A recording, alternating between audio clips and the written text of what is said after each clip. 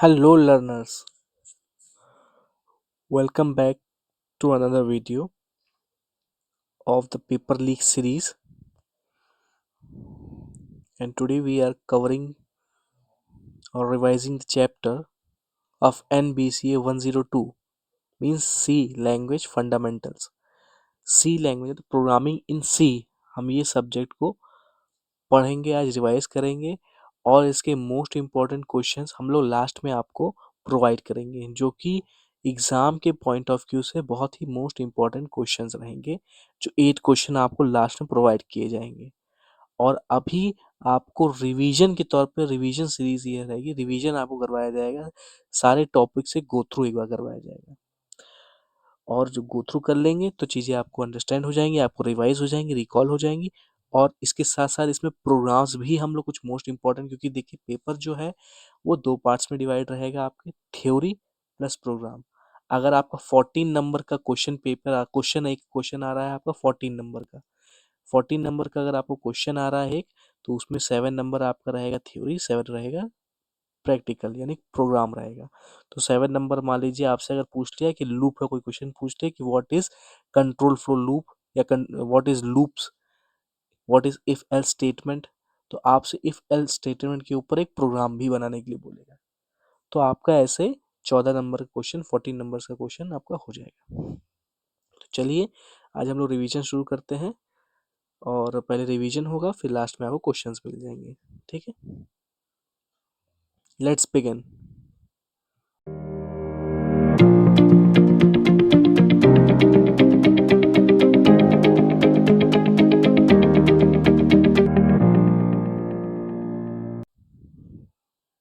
So let's begin today's class. Unit 1 हम लोग यही सी फंडामेंटल्स के देखेंगे। यूनिट 1 है, इसका नाम ही है सी लैंग्वेज फंडामेंटल्स। सी लैंग्वेज फंडामेंटल्स एलयू के हिसाब से सिलेबस है, ये आपको पता है। तो 2026 में आपको मतलब ये पेपर हो रहा है, जनवरी वाला अटेम्प्ट में। तो ये इंपॉर्टेंट क्वेश्चन है, लास्ट टाइम रिवीजन में है। ये नोट्स मैंने कुछ क्रिएट किए हैं जो कि इसके थ्रू हम लोग रिवाइज करेंगे चीज़ें। पहला क्या है, हम लोगों ने किया सिंपल प्रोग्राम। अब इसमें देखिए इंक्लूड, ये हैशटैग लगाया गया है, हैशटैग इंक्लूड स्टूडियो stdio.h। ये क्या है, ये दोनों पहले यहाँ देख लीजिए, ये हेडर फाइल है। क्या है, हेडर फाइल, हेडर फाइल्स भी बोलते हैं इसे। ठीक है, ये हेडर फाइल है, ये जो आपका है ये डॉट एच, ये के लिए इतना पोर्शन ये हेडर फाइल है। इंक्लूड क्या है पहले, और ये क्या है यहाँ पे एच, एच जो है ये है प्री प्रोसेसर, प्री प्रोसेसर। ठीक है, तो क्या हो रहा है, प्री प्रोसेसर और ये हेडर फाइल को जो इंपोर्ट करके अटैच किया जा रहा है किसके थ्रू हो रहा है, इंक्लूड के थ्रू हो रहा है, इंक्लूड के थ्रू। प्री प्रोसेसर में स्टूडियो डॉट एच की फाइल को अटैच किया जा रहा है, दोनों को अटैचमेंट हो रहा है, किसके थ्रू हो रहा है, प्री प्रोसेसर के थ्रू हो रहा है। तो ये है आपका। अब कोई भी पूछेगा ये क्या पूरी है, तो ये बोल दीजिएगा यार हेडर फाइल है स्टूडियो डॉट एच और कोनियो डॉट एच। इसका मतलब होता है, इसका स्टूडियो डॉट एच जो होता है, स्टूडियो डॉट एच, ये ऐसे करके डिनोट करते हैं, इसका मतलब होता है standard, standard input output, input output, ये इसका मतलब होता है, फुल फॉर्म होता है इसका। और कोनियो डॉट एच का क्या होता है, कोनियो डॉट एच इसका मतलब होता है console, console input output, console input output, ये इसका मीनिंग होता है। राइटिंग पे मत जाइएगा, इसको सही समझ लीजिएगा। तो ये जो प्रोग्राम आपको पहले सामने दिख रहे हैं, ये बेसिक प्रोग्राम है जो ऊपर से लेके नीचे तक की है। ये प्रोग्राम तो आपको हर किसी में लिखना है। क्या क्या लिखना आपको होता है हर प्रोग्राम के अंदर, ये आप दोनों ही प्रोसेसर ही लिखेंगे, हेडर फाइल लिखेंगे, वॉइड मेन दोनों में लिखेंगे, गेट सी एच ये लिखेंगे। ठीक, इतना तो आपको लिखना ही लिखना है। बाकी इसके बाद क्या है, इसके बाद आपको ये प्रोग्राम क्रिएट रहेगा। ठीक है, यहाँ पे एक ब्रेसेस यहाँ भी एक बंद कर लीजिएगा, यहाँ पे ऐसे करके ये ब्रेसेस, एक ब्रेसेस कम है यहाँ पे, एक ब्रेसेस ये लगा लीजिएगा। ये यानी ब्रेसेस यहाँ से लेके ये बंद हो गए, यहाँ पे है, और ये गेट सी एच इसका है। ठीक है,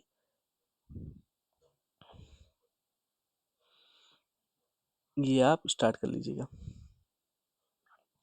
अब आप देखेंगे वॉइड में सॉरी ये नहीं लगाइएगा, रहने दीजिएगा इसको। ये आपका पूरा यहाँ से लेके यहाँ तक ये प्रोग्राम पूरा है इतना, ठीक है। ये ध्यान नहीं दिया था। वॉइड मेन, अब वॉइड क्या है यहाँ पे देखिए, वॉइड क्या है, इम्पटी डेटा टाइप है। क्या है, empty data type, empty data type. थोड़ा सा इसको इरेज करके लिख देता हूँ।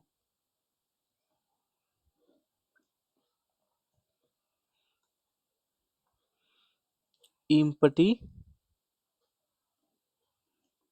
डेटा टाइप,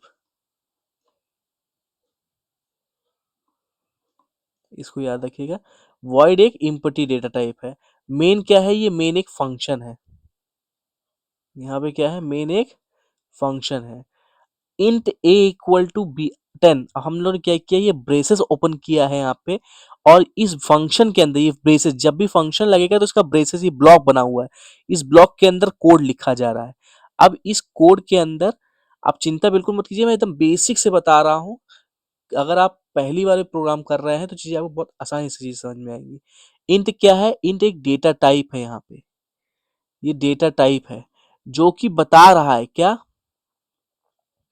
जो कि बता रहा है ए किस तरह का है, किसी की पहचान जाननी है, ये डेटा टाइप बता रहा है। मतलब ए इंट है, ए की जो वैल्यू है वो इंटीजर है, इसलिए लिखा है इंट ए। और ए इक्वल टू 10 लिख दिया है, मतलब ए की वैल्यू जो है असाइन की जा रही है वो 10, बी की वैल्यू असाइन की जा रही है 20। बात समझ पा रहे हैं आप। Int A equal to 10 comma b equal to 10, तो इंट जो डेटा टाइप है वो ए का भी यही डेटा टाइप है और बी का भी यही है।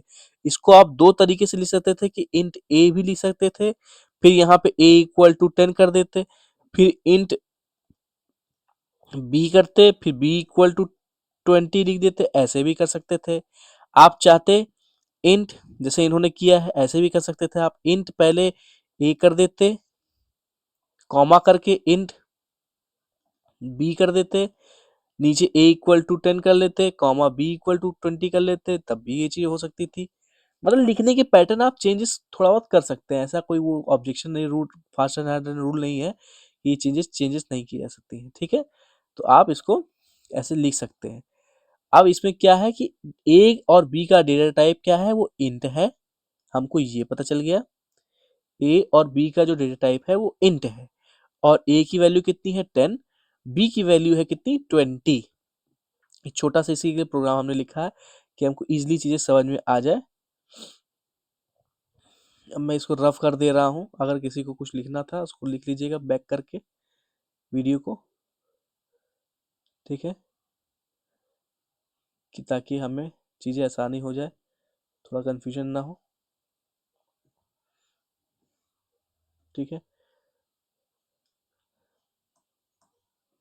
अब यहाँ पे आप देखिए ए इक्वल टू ये हो गया, कॉमा लगा दिया हमने, इंट सम। अब सम की जो सम एक बाय डिफॉल्ट हम जब कोई सम लेते हैं, जब दो नंबर्स का हम लोग ऐड करते हैं, ये दो प्रोग्राम किसका है, टू नंबर्स को ऐड करने का, सिंपल सा सिंपल प्रोग्राम है। तो सम इक्वल टू 0, एक सम नाम का एक वेरिएबल, मतलब तीसरा एक वेरिएबल लेंगे, पहला वेरिएबल ए हो गया, दूसरा वेरिएबल बी हो गया, तीसरा वेरिएबल सम रहेगा। सम नाम के एक वेरिएबल को हम लोग 0 इनिशिएट कर देते हैं, ठीक है, डिक्लेयर कर देते हैं। अब CLR ये क्या है, क्लियर स्क्रीन करने के लिए, ठीक है। ये clear use to clear after variable declaration, variable जब डिक्लेयर हो जाता है, दो टर्मिनोलॉजी होती है, इनिशियलाइज इनिशियलाइज और डिक्लेयर। इसके बारे में आप अच्छे से अभी आगे पढ़ेंगे, ठीक है। थोड़ा सा मैं बता देता हूं, जैसे कि इंट ए करना, ये होता है इनिशियलाइज। ए इक्वल टू 10 करना, ये होता है डिक्लेरेशन, ठीक है। इतना समझ में आ गया होगा कि ए की वैल्यू देना वो है डिक्लेरेशन, इनिशियलाइज करना मतलब ए को डेटा टाइप बताना, ये है इनिशियलाइजेशन, ठीक है। इनिशियलाइज करना और उसको डिक्लेयर करना होता है। अब यहाँ पे आते हैं, इसको हम मिटा दे रहे हैं।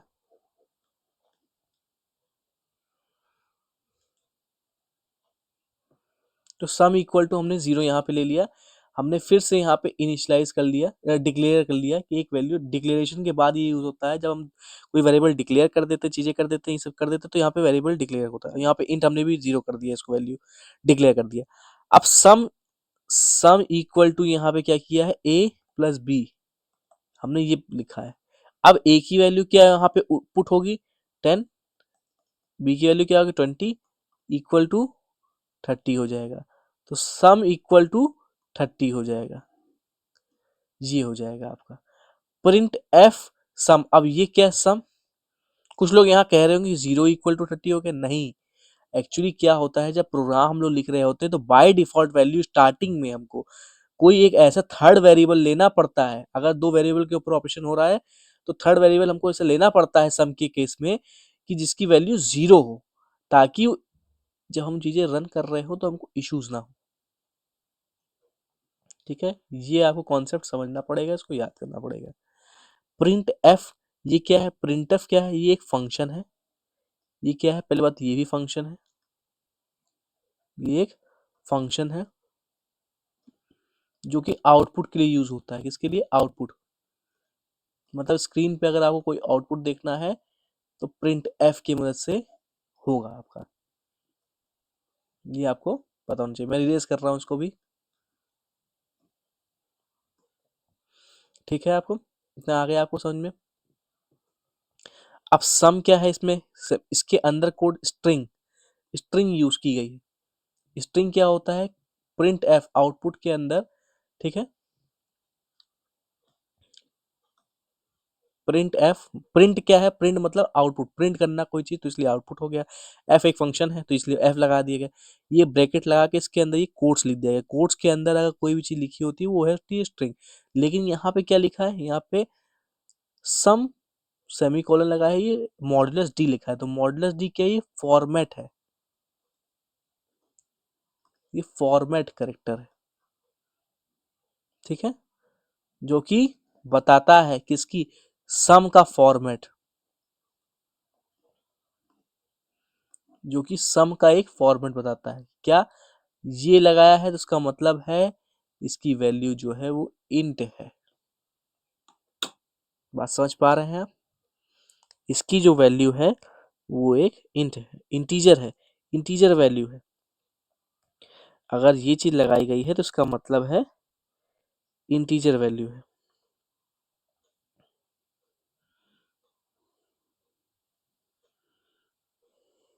अब ये इंटीजर वैल्यू है, फॉर्मेट सॉरी ये फॉर्मेट करेक्टर नहीं है, फॉर्मेट स्पेसिफायर होता है।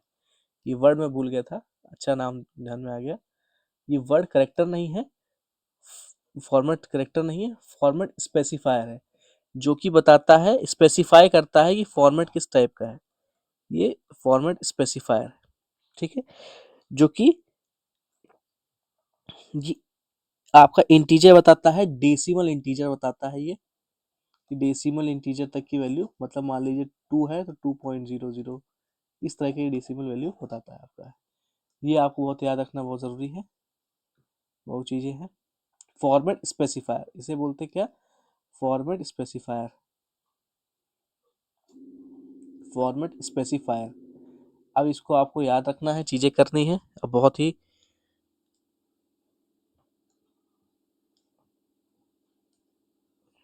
फॉर्मेट स्पेसिफायर हो गया आपका यूज क्लियर है।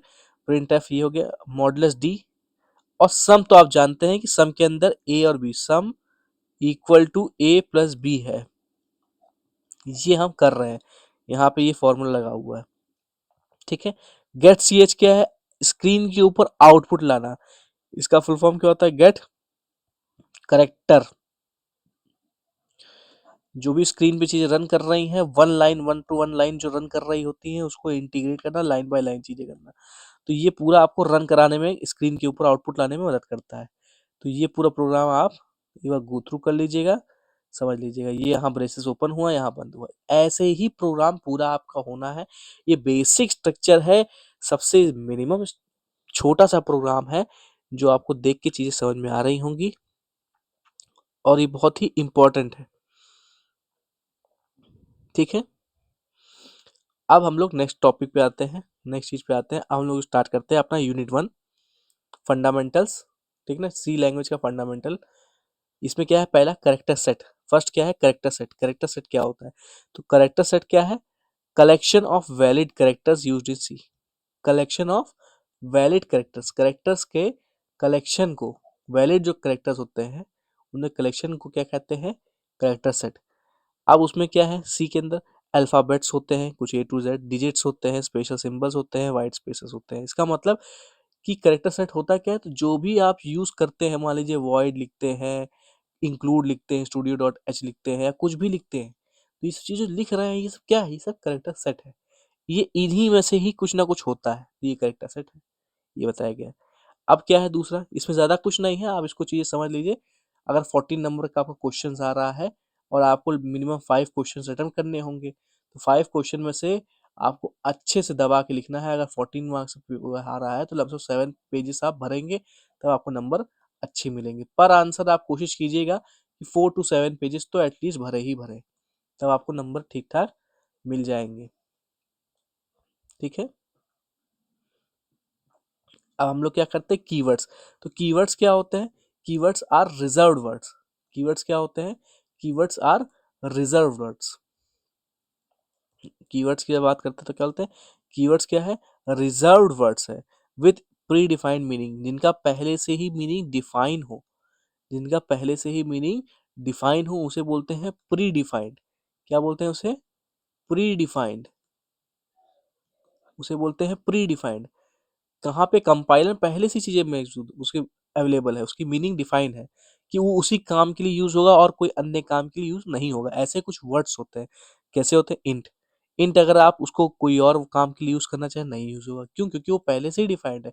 इंट एक डेटा टाइप है, और वो इंट का मतलब होता है किसी वेरिएबल को भी केवल डिफाइन करने के लिए यूज होता है। फ्लोट भी ऐसे है, फ्लोट मतलब डेसिमल प्लेसेस तक की, अप टू 8 डेसिमल प्लेस तक की वो दिखाता है, 0.0000 वहां तक की फ्लोट तक दिखाता है। कैर करेक्टर के लिए, इफ लूपिंग के लिए यूज होता है, इफ एल्स जो होता है लूपिंग के लिए यूज होता है, कंडीशन के लिए देता है, कंडीशनल लूपिंग के लिए, कंडीशन देने के लिए कि अगर ये तो ये।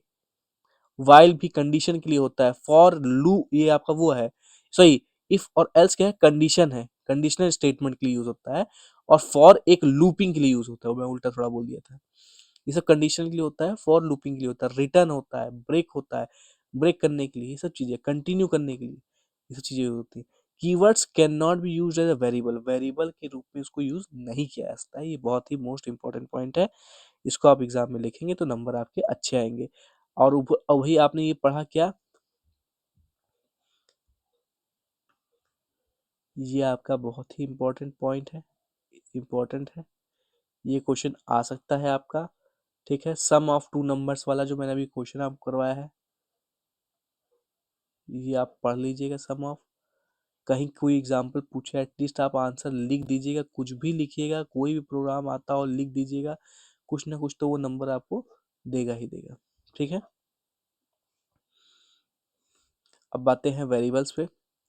वेरिएबल्स क्या है, variables are use to store data values.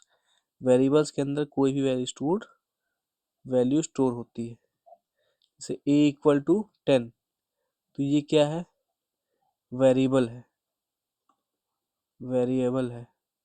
ठीक है, और इसके अंदर कौन सी वैल्यू स्टोर हो रही है, 10, तो 10 एक वैल्यू स्टोर हो रही है। ठीक है, देख लीजिए आप। ठीक है, तो ये क्या हो रहा है, असाइन असाइन कैसे हो रही है वैल्यू, राइट टू लेफ्ट नहीं हो रही, लेफ्ट टू राइट हो रही है असाइन। वैल्यू जो हो रही है असाइन लेफ्ट टू राइट हो रही है, ये आपको याद रखना है। वैल्यू जो है लेफ्ट टू राइट असाइन हो रही है, ये आपको याद रखना है। डिक्लेरेशन, अब जैसे मैंने बताया डिक्लेरेशन, वेरिएबल के अंदर डिक्लेरेशन होता है, इनिशियलाइजेशन होता है। डिक्लेरेशन इंट ए करना और इनिशियलाइज, सॉरी मैंने थोड़ा सा अब बता दिया था, इनिशियलाइज मतलब होता है इंट ए, ये आपका इनिशियलाइज होता है ए इक्वल टू 10, और डिक्लेरेशन मतलब होता है इंट 10 करना। यहाँ पे इसको करेक्ट कर लीजिएगा, और यही चीजें हैं। ठीक है, डिक्लेरेशन का मतलब होता है इंट ए ये करना, इसका डेटा टाइप बताना, और इनिशियलाइज का मतलब होता है इंट ए इक्वल टू 10 करना। ठीक है, ये चीजें होती है, इसको याद कर लीजिएगा, इसको लर्न कर लीजिएगा, बहुत अच्छी चीज है। इससे एक क्वेश्चन आ सकता है, ये मोस्ट इंपॉर्टेंट ये भी है। ठीक है। रूल्स ऑफ आइडेंटिफायर्स, आइडेंटिफायर्स क्या होते हैं? आइडेंटिफायर्स होते हैं जैसे कि a = 10, तो हमने क्या किया, ए की वैल्यू, अगर हमको 10 ढूंढना होगा तो हमको एक पकड़ना पड़ेगा, अगर हमको 10 चाहिए होगा तो ए, तो ये एक क्या है, एक आइडेंटिफायर है। तो ऐसे ही चीजें होती है। Must start with a letter, letter और अंडरस्कोर। अगर हमने अमन के अंदर कोई वैल्यू स्टोर की है, =20 किया है और हमको 20 नंबर चाहिए, तो हमको क्या करना पड़ेगा, अमन पकड़ना पड़ेगा। तो अमन क्या है, आइडेंटिफायर है, वेरिएबल भी है, आइडेंटिफायर भी है इस काम के लिए। ठीक है, तो यहाँ पे हमको ये चीज देखने वाली बात है। तो रूल्स क्या है इसमें, मस्ट स्टार्ट विथ लेटर होगा, कोई भी, जैसे अमन =20 हमने लिख दिया, तो अमन की जो वैल्यू है वो हमेशा स्टार्ट किससे होगी, ए। देखिए स्टार्ट ए से हुआ है ना अमन, तो ए क्या है, ए की जो ये वैल्यू है ए, ये ए क्या है, लेटर से स्टार्ट होगा, और अंडर स्कोर आगे नहीं है। देखिए अंडर स्कोर मतलब जैसे कि नीचे नहीं होता ये ए, ये एन, एम, ए एन, हम ऐसे लिख सकते हैं, ऐसे लिख सकते, लेकिन स्टार्ट ऐसे नहीं लिख सकते, ऐसे नहीं कर सकते, ये नीचे अंडर स्कोर नीचे लगेगा, यहाँ पे नहीं लगा सकते। ऐसे स्टार्ट नहीं हो सकता किसी भी आइडेंटिफायर की वैल्यू। आइडेंटिफायर मतलब identify, to identify any thing. ठीक है। कैन नॉट यूज कीवर्ड्स, की कीवर्ड्स यूज नहीं कर सकते, int, char, float, if, else, ये सब नहीं यूज कर सकते। केस सेंसिटिव है, केस सेंसिटिव, अगर ए का अमन आपने लिख दिया ये, और एक लिख दिया AMAN, तो दोनों अलग है इसके लिए। क्यों? क्योंकि ए जो है ये कैपिटल है, यहाँ ए स्मॉल है, और A =10 लिख दिया, और आप अमन को रिकॉल करेंगे, अमन को यूज करेंगे, तो एरर दिखा देगा। क्यों? क्योंकि अमन नाम से कोई वैल्यू है ही नहीं, आइडेंटिफायर है ही नहीं, वो आइडेंटिफाई ही नहीं कर पाएगा। अगर आपको ये इसकी वैल्यू 10 चाहिए, तो आपको अमन यही इसी तरीके से मेंशन करना पड़ेगा, तब आप उसकी वैल्यू फेच कर पाएंगे। अगर आपने ये अमन ये लिख के किया, तो ये फेच नहीं करेगा। बात समझ पा रहे हैं?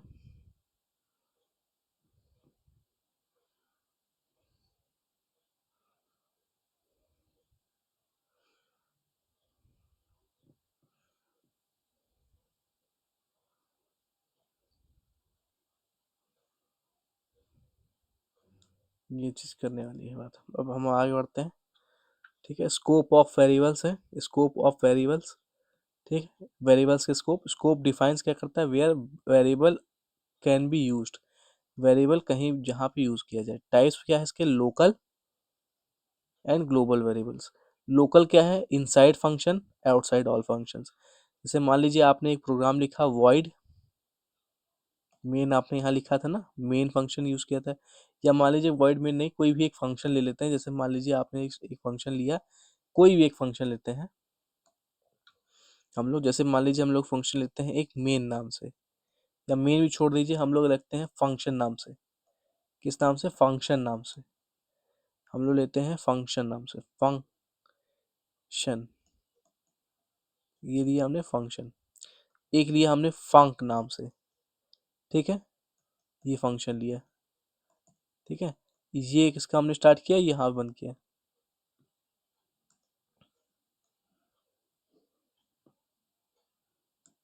ये हमने स्टार्ट यहाँ पे ओपन किया, और यहाँ प्रोसेस बंद किया, और यहाँ पे हमने क्या किया, यहाँ हमने फंक नाम से बनाया, यहाँ पे हमने ये किया, ये ओपन किया और ये बंद किया। इसके अंदर हमने प्रोग्राम लिखा है, यहाँ पे प्रोग्राम लिखे हैं, यहाँ प्रोग्राम लिखे हैं, ठीक है, ये सब प्रोग्राम लिखे हैं यहाँ पे, यहाँ भी प्रोग्राम लिखे हैं। अब ये प्रोग्राम लिखे, अब हमने अगर कोई वेरिएबल अगर हमने इनसाइड इस फंक्शन के किया, यानी इनसाइड इन फंक्शन मतलब फंक्शन, फंक्शन मतलब इस ब्रेसेस के अंदर अगर यहाँ पे कोई वेरिएबल डिक्लेयर किया है, तो ये है लोकल वेरिएबल, यानी ये एक फंक्शन, इसी फंक्शन के लिए काम आएगा ये वेरिएबल। ठीक है, या हम इस फंक्शन के अंदर कोई वेरिएबल डिक्लेयर किया, तो इसी फंक्शन में वही वेरिएबल यूज होगा, इस फंक्शन में नहीं यूज होगा। और अगर कोई इस फंक्शन में वेरिएबल डिक्लेयर किया है, तो हमने यहाँ नहीं यूज होगा। बस ये फर्क है, मतलब इस वेरिएबल का यही यूज होगा, यहाँ नहीं यूज होगा, इसका यही यूज होगा। इसके लिए हमने क्या किया, ग्लोबल वेरिएबल, ये सब ये क्या हो गया, लोकल वेरिएबल हो गया। अब ग्लोबल वेरिएबल इसलिए हमने बना दिया कि अगर कोई हमको ऐसा कोई फंक्शन वेरिएबल चाहिए जो दोनों में यूज हो, तो हम लोग फंक्शन के बाहर यानी यहाँ कर लेंगे इंट ए इक्वल टू 10। अब हम इंट ए इक्वल टू 10, 10 की वैल्यू ए इक्वल टू 10 हम फंक्शन में भी यूज कर सकते हैं और फंक में भी यूज कर सकते हैं, दोनों में यूज की जा सकती है। वैसे क्या था, हम अगर इसके अंदर कर रहे थे तो इसी के अंदर यूज कर पाए थे, इसके अंदर कर रहे थे तो इसी के अंदर यूज कर पाए थे, बस इतना फर्क है। ठीक है। कॉन्स्टेंट्स, कॉन्स्टेंट्स क्या है, फिक्स्ड वैल्यूज है दैट डू नॉट चेंज, जो कि चेंज नहीं होती है, ये कांस्टेंट होती है। जैसे हमने a इक्वल टू 10 कर दिया तो ये फिक्स हो गया ना, अब 10 की वैल्यू थोड़ा ना, a की वैल्यू थोड़ा ना चेंज होगी, नहीं चेंज होगी, तो ये फंक्शन कांस्टेंट हो गया। टाइप्स क्या है, इंटीजर कांस्टेंट, इंटीजर कांस्टेंट हो सकता है, फ्लोटिंग कांस्टेंट हो सकता है, कैरेक्टर कांस्टेंट हो सकते हैं, स्ट्रिंग कांस्टेंट होते हैं। स्ट्रिंग डबल कोट्स के अंदर ऐसे लिखे जाते हैं, ब्रैकेट के अंदर, ब्रेसेस के अंदर, ये स्ट्रिंग बताया था आपको। डेटा टाइप्स क्या है, डेटा टाइप्स डिफाइन के type and size of a data, type बताता है डेटा टाइप और साइज ऑफ डेटा बताता है, डेटा का क्या साइज है। Basic data types int, int क्या है, डेटा टाइप है, अब इसकी साइज क्या है, 2 to 4 बाइट्स। ठीक है। फ्लोट क्या है, फ्लोट 4 बाइट्स का है। कैर क्या है, 1 बाइट का है। डबल कितना है, 8 बाइट्स का है, ये आपको याद रखना है। कैर कैरेक्टर के लिए, डबल फ्लोटिंग के लिए होता है, ये भी फ्लोट के लिए होता है, डेसिमल प्लेसेस तक कुछ होता है, फ्लोट कम डेसिमल प्लेसेस तक ही होता है, इंट और कम के लिए होता है, ये चीज़ ऐसी है। टाइप ऑफ ऑपरेटर्स, कितने टाइप्स के ऑपरेटर, ऑपरेटर क्या होता है, जैसे आपने लिखा a प्लस बी, तो बी, ए क्या है यहाँ पे, ऑपरेंड है, ऑपरेंड है। ए और बी क्या है यहाँ पे, ऑपरेंड है। और प्लस क्या है, ये सिंबल यूज हो रहा है, ये आपका ऑपरेटर है। अब आप इतना समझ जाइए, ये आपका ऑपरेटर है। तो ऑपरेटर में क्या है, ऑपरेटर्स परफॉर्म ऑपरेशंस और ऑपरेंड्स ऑन ऑपरेंड्स, अब समझ में आ गया, ऑपरेंड्स के ऊपर ऑपरेशन परफॉर्म किए जाते हैं, उसे ऑपरेटर कहते हैं। यूनरी ऑपरेटर होता है, बाइनरी ऑपरेटर होता है, टर्नरी ऑपरेटर होता है। ठीक है। ये तीन तरह के, और एक तीन तरह के आपके ऑपरेटर्स होते हैं। यूनरी क्या होता है, a plus plus plus plus a, b plus plus, ठीक है, b minus minus minus minus b, ये चार ही ऑपरेंड मेनली होते हैं। एक ये हो गया प्लस प्लस, एक बी हो गया, ये हो गया, और एक ये हो गया। ठीक है। मतलब ए प्लस प्लस, एक ये होता है, प्लस प्लस ए होता है, और बी माइनस माइनस होता है, माइनस माइनस बी होता है, ऐसे ही होते हैं, ये मेन चार ही होते हैं। वेरिएबल्स के नेम चेंज होते हैं, ए बी सी ऐसे करके लोग चेंज कर देते हैं, चीजें कर सकते हैं। ठीक है। आपका यूनरी हो गया, यूनरी मतलब सिंगल वेरिएबल्स, यूनरी का मतलब होता है सिंगल, सिंगल, ये सिंगल ऑपरेटर है, इसलिए सिंगल सिंगल ही बात कर रहे हैं। ठीक है। अब आते हैं बाइनरी, बाइनरी मतलब टू, बाई मतलब टू, तो दो ऑपरेटर के जहां यूज हो, तो बाइनरी में क्या है, depends work on two operands. Example a plus b, a plus b, आपका ये चीजें हो जाएंगी, बस यही बात है। इसमें ये था एग्जाम्पल इसका, इसका इसमें एग्जाम्पल ये है। टर्नरी क्या है, 3 ऑपरेंड्स के ऊपर वर्क होता है, जैसे कि कंडीशन देना, ये देना और ये देना। हमने कंडीशन दे दी कि अगर ए इज ग्रेटर देन बी, अगर ये सही है तो ट्रू वैल्यू क्या है, ठीक है, ए, और फॉल्स क्या है, बी। बात समझ पा रहे हैं ना। अगर आपसे पूछा जाए कि, इसको ध्यान से देखिएगा, कि ए ग्रेटर देन बी है, इफ यस तो ए प्रिंट हो जाएगा, नहीं तो बी प्रिंट हो जाएगा। बात समझ पा रहे हैं ना। इफ एल्स का जो काम है वो हमने एक ही लाइन में कंप्लीट कर दिया, ये होता है टर्नरी ऑपरेटर, काम करता है टर्नरी ऑपरेटर, जो होता है ट्रू वैल्यू और फॉल्स वैल्यू दोनों कंडीशन में रखता है, कंडीशन के अकॉर्डिंग। अगर कंडीशन के अकॉर्डिंग ट्रू होती है तो ये प्रिंट होता है, नहीं तो सीधे फॉल्स वैल्यू प्रिंट हो जाती है, क्योंकि दोनों में से कोई एक तो प्रिंट होना ही होना है। ये तब होता है जब हमको डिसीजन डिफरेंट होता है कि हाँ यस या नो में जब आंसर देना है, ट्रू या फॉल्स में जब चीजें होती हैं तब हम ये इसका यूज मेनली करते हैं। ठीक है। सिंटेक्स का आपने देख ही लिया है, कंडीशन ऐसे ही लगती है, क्वेश्चन मार्क लगेगा, ट्रू वैल्यू, ट्रू वैल्यू की जगह बस वैल्यू चेंज हो जाएंगी, ये लगे, सेमी कोलन आपको लगाना पड़ेगा यहाँ पे, बस इतना फर्क है, ये सेमी कोलन। ठीक है। बिटवाइज ऑपरेटर, एक ऑपरेटर होता है बिटवाइज ऑपरेटर, बिटवाइज ऑपरेटर, ठीक है, ये भी मेंशन था। यूज बिट लेवल के ऑपरेशन को परफॉर्म करता है ऑपरेटर। ये एंड होता है, जो प्रोग्राम लिखते हैं वहां पे एम परसेंट भी लिखते हैं, इसी को एम परसेंट पढ़ते हैं, एम परसेंट पढ़ते हैं, ठीक है, जो कि डेटा को बताता है, डिफाइन करता है कि हाँ एड्रेसिंग करता है। एम परसेंट क्या करता है, डेटा को एड्रेस करता है कि हाँ इस चीज में है। तो यहाँ पे एंड, ए एंड है, ऑपरेटर में एंड यूज होता है। जैसे मान लीजिए आपने कहा A equal to 10 and B equal to 20, ऐसे करके हम लिख सकते हैं, ऐसा लिखते हैं ऐसा। तो ये एंड यहाँ पे उसका काम करता है, लेकिन जब प्रिंट फंक्शन के अंदर यूज करते हैं तो वो हमको क्या करता है, एड्रेसिंग के लिए यूज होता है, ठीक है। ये हमको याद करने वाली चीज़, समझने वाली चीज़ है, कॉन्सेप्चुअल थिंग्स है। धीरे धीरे आप चीज़ें समझेंगे तो समझ में आ जाएंगे आपको। ये क्या है, और ऑपरेटर का सिंबल ये है, एक्स और का ऑपरेटर का सिंबल ये है, पावर से चीज़ें नहीं होती। ये क्या, नॉट के लिए है। ये क्या है, लेफ्ट शिफ्ट और राइट शिफ्ट के लिए, ठीक है। ये ऑपरेटर है जो कि बिटवाइज में, इसका मीनिंग ये होता है। टाइप कन्वर्जन क्या होता है, टाइप कन्वर्जन जो कि कन्वर्जन ऑफ डेटा टाइप, मतलब एक डेटा टाइप से मान लीजिए अगर कोई ए की वैल्यू ए इंट है, इसको हमको फ्लोट में हम कर दें, फ्लोट ए हो जाए, तो ये जो टाइप कन्वर्जन है, ये डेटा टाइप का कन्वर्जन हो रहा है ना, इसे बोलते हैं टाइप कन्वर्जन, ठीक है।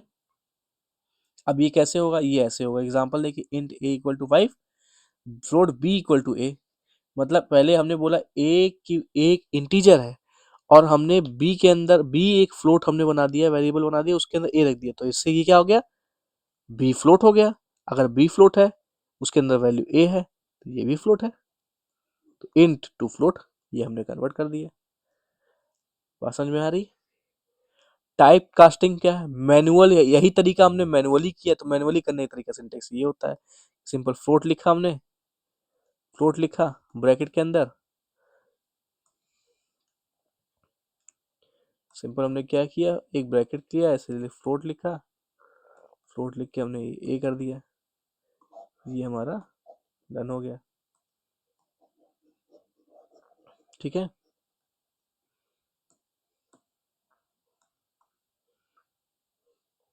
अब different types of type conversion and type casting, automatically ये हो जाता है, ये मैनुअली होता है type casting, done by compiler होता है, डन बाय प्रोग्रामर होता है, बस इतना आपको चीज याद करनी है। सिंपल प्रोग्राम एग्जांपल क्या है भाई, include studio dot H, int main, कहीं कहीं वॉइड मेन यूज होता है, ये याद रखिएगा। अब आप सोच रहे होंगे कहीं इंट मेन यूज हो रहा है, कोई इशू नहीं है, आप इंट मेन यूज कर लीजिए, ये इन पर्टिकुलर डेटा टाइप को बताने के लिए है। आप इंट मेन करके प्रोग्राम कर लीजिए, लेकिन अगर आप वॉइड मेन कर रहे हैं तो ये ज़्यादा रिलायबल है, जैसे कि वो प्रोग्राम है। बस आपको ब्लॉक के अंदर ये प्रोग्राम चेंजेस करने होंगे, बस और कुछ नहीं। आखिरी में बस आप प्रोग्राम लिखने के बाद गेट सी एच लगा दीजिएगा और आपका प्रोग्राम रन कर जाएगा। तो इंट ए इक्वल टू 5 है, बी इक्वल टू 10 है, प्रिंट एफ किया हमने, सम इक्वल टू, अब सम ये डेटा ही बता रहा है, मॉडुलस डी क्या है, फॉर्मेट स्पेसिफायर है, ये क्या है, फॉर्मेट स्पेसिफायर है, जो कि डिफाइन कर रहा है ए प्लस बी, हमने ये कर दिया। तो सम की वैल्यू क्या है, ये सम बता रहा है क्या कि ये इंटीजर है, इंटीजर वैल्यू रहेगी, और ए प्लस बी क्या है, इसकी जो वैल्यू आएगी वो सम के अंदर होगी, मतलब सम इक्वल टू, यही था ना, sum equal to A plus b है। तो यहाँ पे डिफाइन है, इसीलिए किया है ए और बी, और sum equal to modulus D. तो मॉडुलस डी जो ये है, ये यहाँ से उठ के इसकी वैल्यू ये पुट कर रहा है, ये इसकी वैल्यू यहाँ से पुट कर रहा है, मतलब ये देखिएगा, ये वैल्यू आ रही है, ये वैल्यू उठ के यहाँ पे आ रही है, और ये बता रहा है, इसी वैल्यू को बता रहा है, या इसकी वैल्यू को बता रहा है कि ये मॉडुलस डी है, और रिटर्न जीरो कर दिया है। रिटर्न इसलिए जीरो कर दिया कि कंपाइलेशन की स्क्रीन लॉक में, ब्लूप में ना हो, रिटर्न जीरो, ये रिटर्न जीरो लिख दीजिएगा आप, ठीक है, ठीक है। आउटपुट क्या है इसका, सम 15, भाई सीधी बात है, 5 प्लस 10 इक्वल टू 15, तो आउटपुट इसका ये आ जाएगा। एग्जाम टिप क्या है, ये यूनिट 1 कंप्लीट आपकी हो गई, कुछ नहीं है इसमें। डेफिनेशन क्लियरली लिखिएगा, एग्जाम्पल सिंटेक्स सही लिखिएगा, डॉट टेबल्स कीजिएगा, ऑफ डेटा टाइप्स, ऑपरेटर्स को बताइएगा, सिंपल लैंग्वेज रखिएगा, कॉपी ज़्यादा से ज़्यादा भरने की कोशिश कीजिएगा, मोर द कॉपी। आपको किसी चीज़ का आंसर नहीं आ रहा है, leave it, no problem, but आप उसको पूरा फुलफिल करने के लिए क्या करेंगे, एक ही चीज को 2 बार बताइएगा, 3 बार बताइएगा, एक ही चीज को 2 बार लिख दीजिएगा, जबरदस्ती लिख दीजिएगा। मतलब आपका आंसर अगर हो रहा है 4 पेजेस में, या मान लीजिए आपका आंसर हो रहा है 2 पेजेस में, और आपको लगता है कि 4 पेजेस भरने चाहिए, आपके पास सफिशिएंट टाइम है, तो वापस से आप उसी चीज को रिपीट करके 4 पेजेस में लिख दीजिएगा। अगर आपको कुछ ना दिमाग में आ रहा हो, अगर आप घुमा के कंटेंट नहीं लिख पा रहे हो तो, ठीक है। ये चीजें आपको बहुत ध्यान करने वाली चीजें हैं, और ये सब चीजें आपको ध्यान में रखने वाली है, ठीक है। अब आप इसमें आएंगे, यूनिट 2 अब हम लोग स्टार्ट करने जा रहे हैं। सी में प्रोग्रामिंग कंस्ट्रक्शन मतलब कंस्ट्रक्ट किया जाएगा। तो कंपोनेंट्स ऑफ सी लैंग्वेज क्या है, मेन कंपोनेंट्स देखिए सी लैंग्वेज क्या है, कीवर्ड्स होते हैं, आइडेंटिफायर्स होते हैं, कॉन्स्टेंट्स होते हैं, वेरिएबल्स होते हैं, ऑपरेटर्स होते हैं, एक्सप्रेशंस होते हैं, स्टेटमेंट्स होते हैं। इतने आपके होते हैं, टोटल 7 कितने कंपोनेंट्स जो कि यूज होते हैं, ठीक है। अब आपने इसको देख लिया, सबके बारे में। कीवर्ड क्या है, रिजर्व वर्ड है, जैसे आप पढ़ के आए। आइडेंटिफायर भी आपको पता है, तो आइडेंटिफाई करने के लिए यूज होता है। कांस्टेंट भी पता है कि एक वैल्यू हमने फिक्स कर दी, इसकी कांस्टेंट हो गया। वेरिएबल पे पता है आपको, अमन लिख दिया, अमन इक्वल टू 10 लिख दिया, तो अमन क्या है, ये आपका या ए या बी, ये भी है वेरिएबल है, ये वेरिएबल के अंदर ही वैल्यू स्टोर हो रही है। ऑपरेंट्स क्या है, ऑपरेटर्स क्या है, ए प्लस बी लिखा है तो ये प्लस जो सिंबल है ये ऑपरेटर है। या अब 3 टाइप के ऑपरेटर होते हैं, यूनरी, टर्नरी और बाइनरी, और बताया था अभी। एक्सप्रेशंस क्या है, एक्सप्रेस देने के लिए। स्टेटमेंट्स क्या है, स्टेटमेंट में हम लोग स्टेटमेंट पढ़ेंगे आगे, किस तरह की स्टेटमेंट दी जाती है, 2 चीज हम लोग आगे भी पढ़ेंगे। Structure of C programming language देखिए, इंक्लूड स्टूडियो डॉट एच। यहाँ कहीं नहीं प्रोग्राम में इंक्लूड कोनियो डॉट एच नहीं होता है, ठीक है। वो इनपुट लेने के लिए कोई इशू नहीं है, लेकिन आप लिखिएगा, आप अपने प्रोग्राम में उसको करके रन करके दिखाइएगा। ये मोस्ट इम्पॉर्टेंट थिंग है, बहुत ज़्यादा इम्पोर्टेंट है, ठीक है। डिक्लेरेशन, स्टेटमेंट्स, और ये रिटर्न लिख के आप ऐसे, ये आपका शॉर्ट ऐसे है, इसको लेके कर लीजिएगा, ठीक है।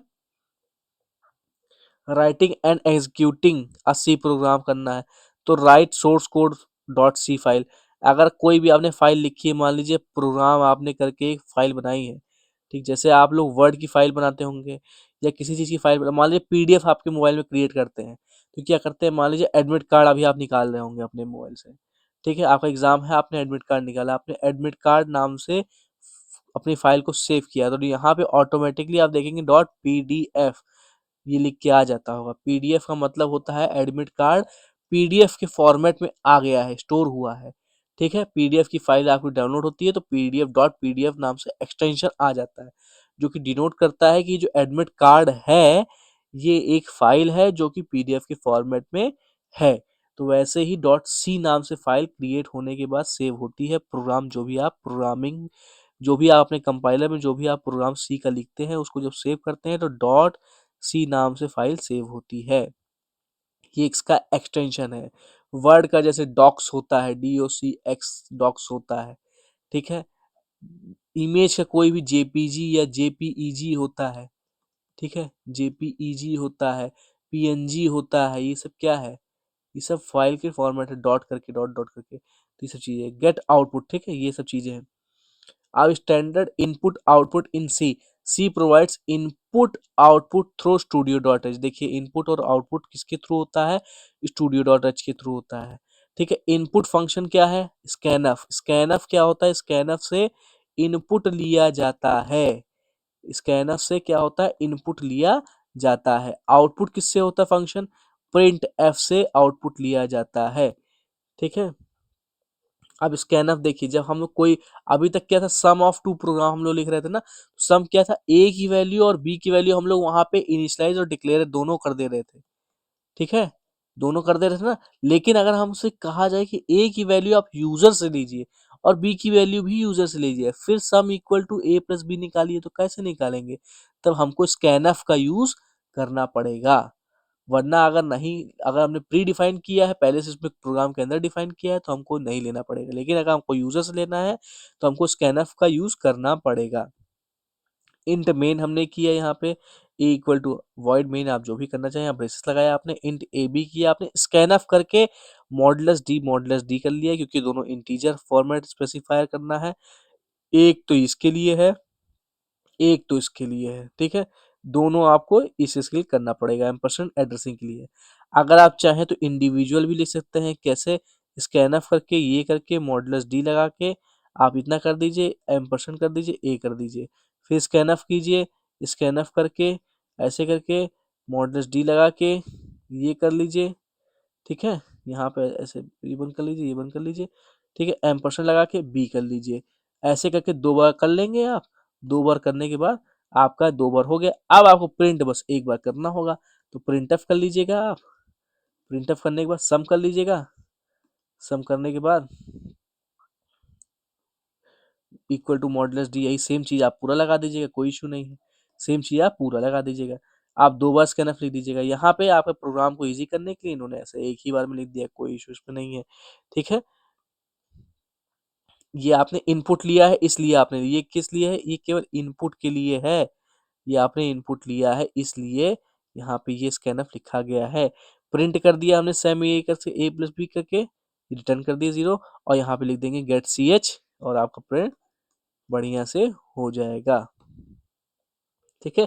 आउटपुट देखिए क्या आया, इंटरेस्ट वैल्यू आपने पूछा आपसे, तो आपने 5 और 10 डाला, सम करके इक्वल टू 15 आ गया। आपका आउटपुट ये स्क्रीन पे आएगा और ये आपकी इंटर वैल्यू दिखाएगा, ठीक है। ऑपरेटर प्रेसिडेंस क्या है, ऑपरेटर प्रेसिडेंस डिसाइड करता है which operator executes the first, कौन सा ऑपरेटर पहले सबसे पहले एग्जीक्यूट करेगा। Int X is equal to 10 plus 5 into 2, तो इसमें क्या होगा, आउटपुट जो होगा वो 2 होगा। आपने पढ़ा होगा क्या, बॉड मास रूल। जब आप 5th 6th क्लास में होंगे तो आप लोगों ने बॉड मास रूल पढ़ा होगा। तो क्या है, ऑपरेटर प्रेसिडेंस क्या है, ये इसी को फॉलो कर रहा है। क्या, ब्रैकेट पहले आता है, फिर ऑफ पहले आता है, फिर डिविडेंड पहले आता है, डिवाइड, फिर मल्टीप्लिकेशन आता है, फिर एडिशन आता है, फिर सब्ट्रैक्शन आता है। तो उसके हिसाब से मल्टीप्लिकेशन पहले आना चाहिए, एडिशन बाद में आना चाहिए। हमारे पास पहले यहाँ पे एडिशन भी है, मल्टीप्लिकेशन भी है, तो हमें पहले क्या लगाना है बॉड मास के साथ से, B O D M. M से क्या है मल्टीप्लिकेशन, तो पहले हम मल्टीप्लाई करेंगे, तो 5 2 जा 10, क्या करेंगे 5 2 जा 10। उसके मल्टीप्लिकेशन के बाद एडिशन है, एडिशन क्या करेंगे 10, तो 10 + 10, अब क्या बचेगा, अब ऐड करेंगे, तो अब उसको करेंगे 20, तो 20 आ गया। बात समझ में आई? पहले हमने इसको ऐड किया, फिर हमने इसको ऐड किया, तो ये ऑपरेटर प्रोसेसिंग यही करता है, बॉड मास को फॉलो करता है। ब्रैकेट ऑफ डिवीजन यानी डिवाइड, मल्टीप्लिकेशन मतलब मल्टीप्लाई, ऐड मतलब एडिशन, सब्ट्रैक्ट मतलब सब्ट्रैक्शन, ठीक है। हिंदी से मतलब डिवाइड मतलब विभाजित करना, मल्टीप्लाई मतलब गुणा करना, ऐड मतलब जोड़ना, सब्ट्रैक्ट मतलब घटाना। ये तीनों चीजें आपके पास है। एसोसिएटिविटी क्या होता है, decides order when operators have same precedence. Same precedence है तो डिसाइड करता है कि पहले किसे ऑपरेट करना चाहिए। तो हमने क्या किया यहाँ पे, हमने कुछ नहीं किया। हमने पहले 10 में से, क्योंकि देखिए माइनस में से माइनस जाएगा नहीं, तो प्लस प्लस में हमने किया। 10 में से हमने क्या किया, 5 - 2 ये लिखा था, तो हमने क्या किया, 10 में से 5 माइनस कर लिया, ठीक है। इसकी वैल्यू कितनी आई, 5 आई। 5 - 2 कर लिया, इक्वल टू कितना आया, 3 आया, तो इसने प्रेसिडेंस दे दिया, ठीक। ये आपका आंसर आउटपुट 3 आ गया। एक एक करके आपने किया, बस इसमें ये किया। स्टोरेज क्लासेस क्या होता है, स्टोरेज क्लासेस का scope, life time and storage of variables, variables के बारे में बताने के लिए यही होता है कि स्कोप क्या है, लाइफ टाइम क्या है, स्टोरेज क्या है। क्लास को, स्टोरेज क्लास का डिफाइन करता है, यही चीज डिफाइन करता है, scope, life time, storage of variable, variable की। ऑटोमेटिक क्या होता है, automatic auto, default storage class, local scope. Register क्या होता है, stored in CPU register and fast access. Static क्या होता है, retains value between function calls. Local scope for for permanent life. Local scope किस लिए होता है, लोकल स्कोप क्या होता है, बट परमानेंट लाइफ टाइम इसके लिए होता है। स्टैटिक मतलब क्या, यही होता है आपका, ठीक है। एक्सटर्नल क्या है, एक्सटर्न ग्लोबल वेरिएबल शेयर्ड है, global variable shared among the files, external आपका होता है, ठीक है। इस चीज को आप थोड़ा ध्यान देख लीजिएगा, स्टोरेज क्लासेस, ठीक है। डिफॉल्ट स्टोरेज क्लास होता है, लोकल स्कोप होता है, लोकल स्कोप मतलब वही लोकल वाला जो बताया था आपको। रजिस्टर में भी यही होता है, सेम चीज, सीपीयू रजिस्टर ये सब चीजें पढ़ लीजिएगा। एग्जाम्पल क्या है, एग्जाम्पल स्टोरेज क्लास से क्या है, include studio dot H, void func नाम से फंक्शन बनाया गया। एम्प्टी स्टैटिक यूज करते हैं, static it X is equal to ये इंक्रीमेंट है, इंक्रीमेंट ये आपका वो यूज किया, यूनरी ऑपरेटर की यूज किया, इंक्रीमेंट और डिक्रीमेंट। इंक्रीमेंट मतलब प्लस प्लस होता है, डिक्रीमेंट मतलब माइनस माइनस होता है। ठीक है, दो चीजें और होती हैं, प्री इंक्रीमेंट, प्री और पोस्ट। पहले आप याद करिए प्री और पोस्ट। प्री मतलब होता है पहले, मतलब अगर प्लस प्लस और ए है तो ये प्री, प्लस प्लस है पहले ए के तो ये प्री है, और ए प्लस प्लस है तो ये पोस्ट है, बाद में है। ठीक है, ये दोनों चीजें। और ये प्लस प्लस है तो इसलिए इंक्रीमेंट है। अगर यही माइनस माइनस होता है, यही सेम सेम जगह सिंबल अगर माइनस माइनस होता है तो डिक्रीमेंट होता है, तो ये पोस्ट डिक्रीमेंट होता है, ये प्री डिक्रीमेंट होता है, इतना फर्क है। तो यहाँ पे क्या है, ये क्या है, पोस्ट इंक्रीमेंट है। तो क्या है, तो पहले इसमें कुछ रूल्स होते हैं, सेट ऑफ रूल्स, कि ए प्लस प्लस है तो पहले इसकी वैल्यू बढ़ेगी, मतलब इसकी वैल्यू एक यहाँ लिखी जाएगी, फिर बढ़ेगी, इंक्रीमेंट होगी, और फिर उसके बाद ऐड होगी। मतलब ए प्लस प्लस अगर लिखा है और ए की वैल्यू कितनी है, 10 है, अगर ए की वैल्यू 10 है, हम लोगों ने क्या किया इसमें, करेंगे ए प्लस प्लस अगर है यहाँ पे 10, तो यहाँ पे क्या हो जाएगा कि हम प्रिंट जब करेंगे या कोई भी चीज देखेंगे, फेच करेंगे डेटा को, तो ए की जो वैल्यू है वो 10 ही आएगी, लेकिन इसकी जो मेमोरी में होगी, मेमोरी में वैल्यू इसकी बढ़ जाएगी, 11 हो जाएगी। अब जब नेक्स्ट टाइम हम उसको फेच करेंगे तो 11 आएगा, और इसकी मेमोरी में फिर वैल्यू क्या हो जाएगी, 12 हो जाएगी, ऐसे करके ये चलेगा। उसमें क्या होता है, रिवर्स हो जाता है। इसमें क्या होता है कि प्लस प्लस ए में क्या होता है, अगर ए की वैल्यू 10 है तो वो 11 आपको सीधे मिल जाएगी, 10 नहीं मिलेगी पहले, आपको 11 मिल जाएगी, बस ये फर्क रहता है। ठीक है, तो हम पहले इसकी बात कर लेते हैं, print F D A modulus x करके। तो इन्होंने क्या किया, 10। तो अब जीरो से लेके स्टार्ट हो गई, स्टैटिक में है जीरो से, इंट मेन फंक फंक फंक, 3 बार इन्होंने फंक्शन को कॉल किया है, तो 1 बार 2 बार 3 बार, और रिटर्न जीरो किया। तो इन्होंने मतलब एक बार ये होगा, फिर एक बार ये स्टैटिक एक्स इक्वल जीरो, तो जीरो, जीरो पहले हो गया, तो जीरो क्या है, जीरो पे एक्स की वैल्यू है, तो इंक्रीमेंट होगा, इंक्रीमेंट करके वैल्यू आएगी आपकी पहले, तो ये होगा 1, फिर होगा 2, क्योंकि 1 है, 2 है, 3, और 3, मतलब एक्स की वैल्यू क्या है यहाँ पे, पहले आपकी 1 आएगी, फिर 2 आएगी इंक्रीमेंट होकर, फिर 3 आएगी। ठीक है, जीरो लिखेंगे तो जीरो लिखने का उसका कोई इशू नहीं है। तो यहाँ पे देखिए आउटपुट आप देखेंगे, आउटपुट आ रहा है 1 2 3 सेम। ठीक है, difference between storage class, storage class क्या है, auto registered static external local. देखिए स्कोप क्या है, स्टोरेज क्लास है, स्कोप है लाइफ टाइम, ये बात हो रही है। ऑटो में क्या है, लोकल है, टिल फंक्शन एंड्स। रजिस्टर में क्या है, लोकल है, टिल फंक्शन एंड्स। स्टैटिक में क्या है, लोकल, इंटायर प्रोग्राम, प्रोग्राम भर होती है। एक्सटर्नल में ग्लोबल होता है, इंटायर प्रोग्राम होती है।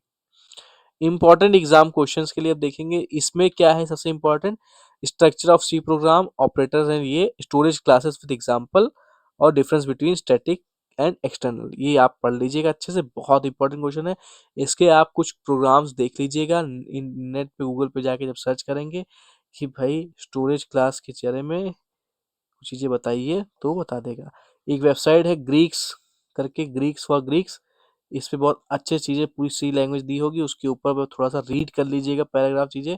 ठीक है, तो वो बहुत बढ़िया आपको चीज़ें एक्सप्लेन कर देगा, वहाँ पे बहुत कंटेंट ठीक ठाक पड़ा हुआ है, उसको आप पढ़ेंगे तो चीज़ें आपको समझ में आ जाएंगी। ठीक है,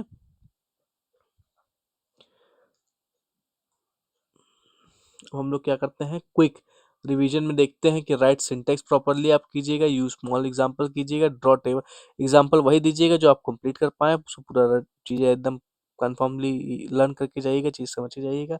टेबल्स ड्रॉ कीजिएगा, मेंशन हेडर फाइल जरूर कीजिएगा।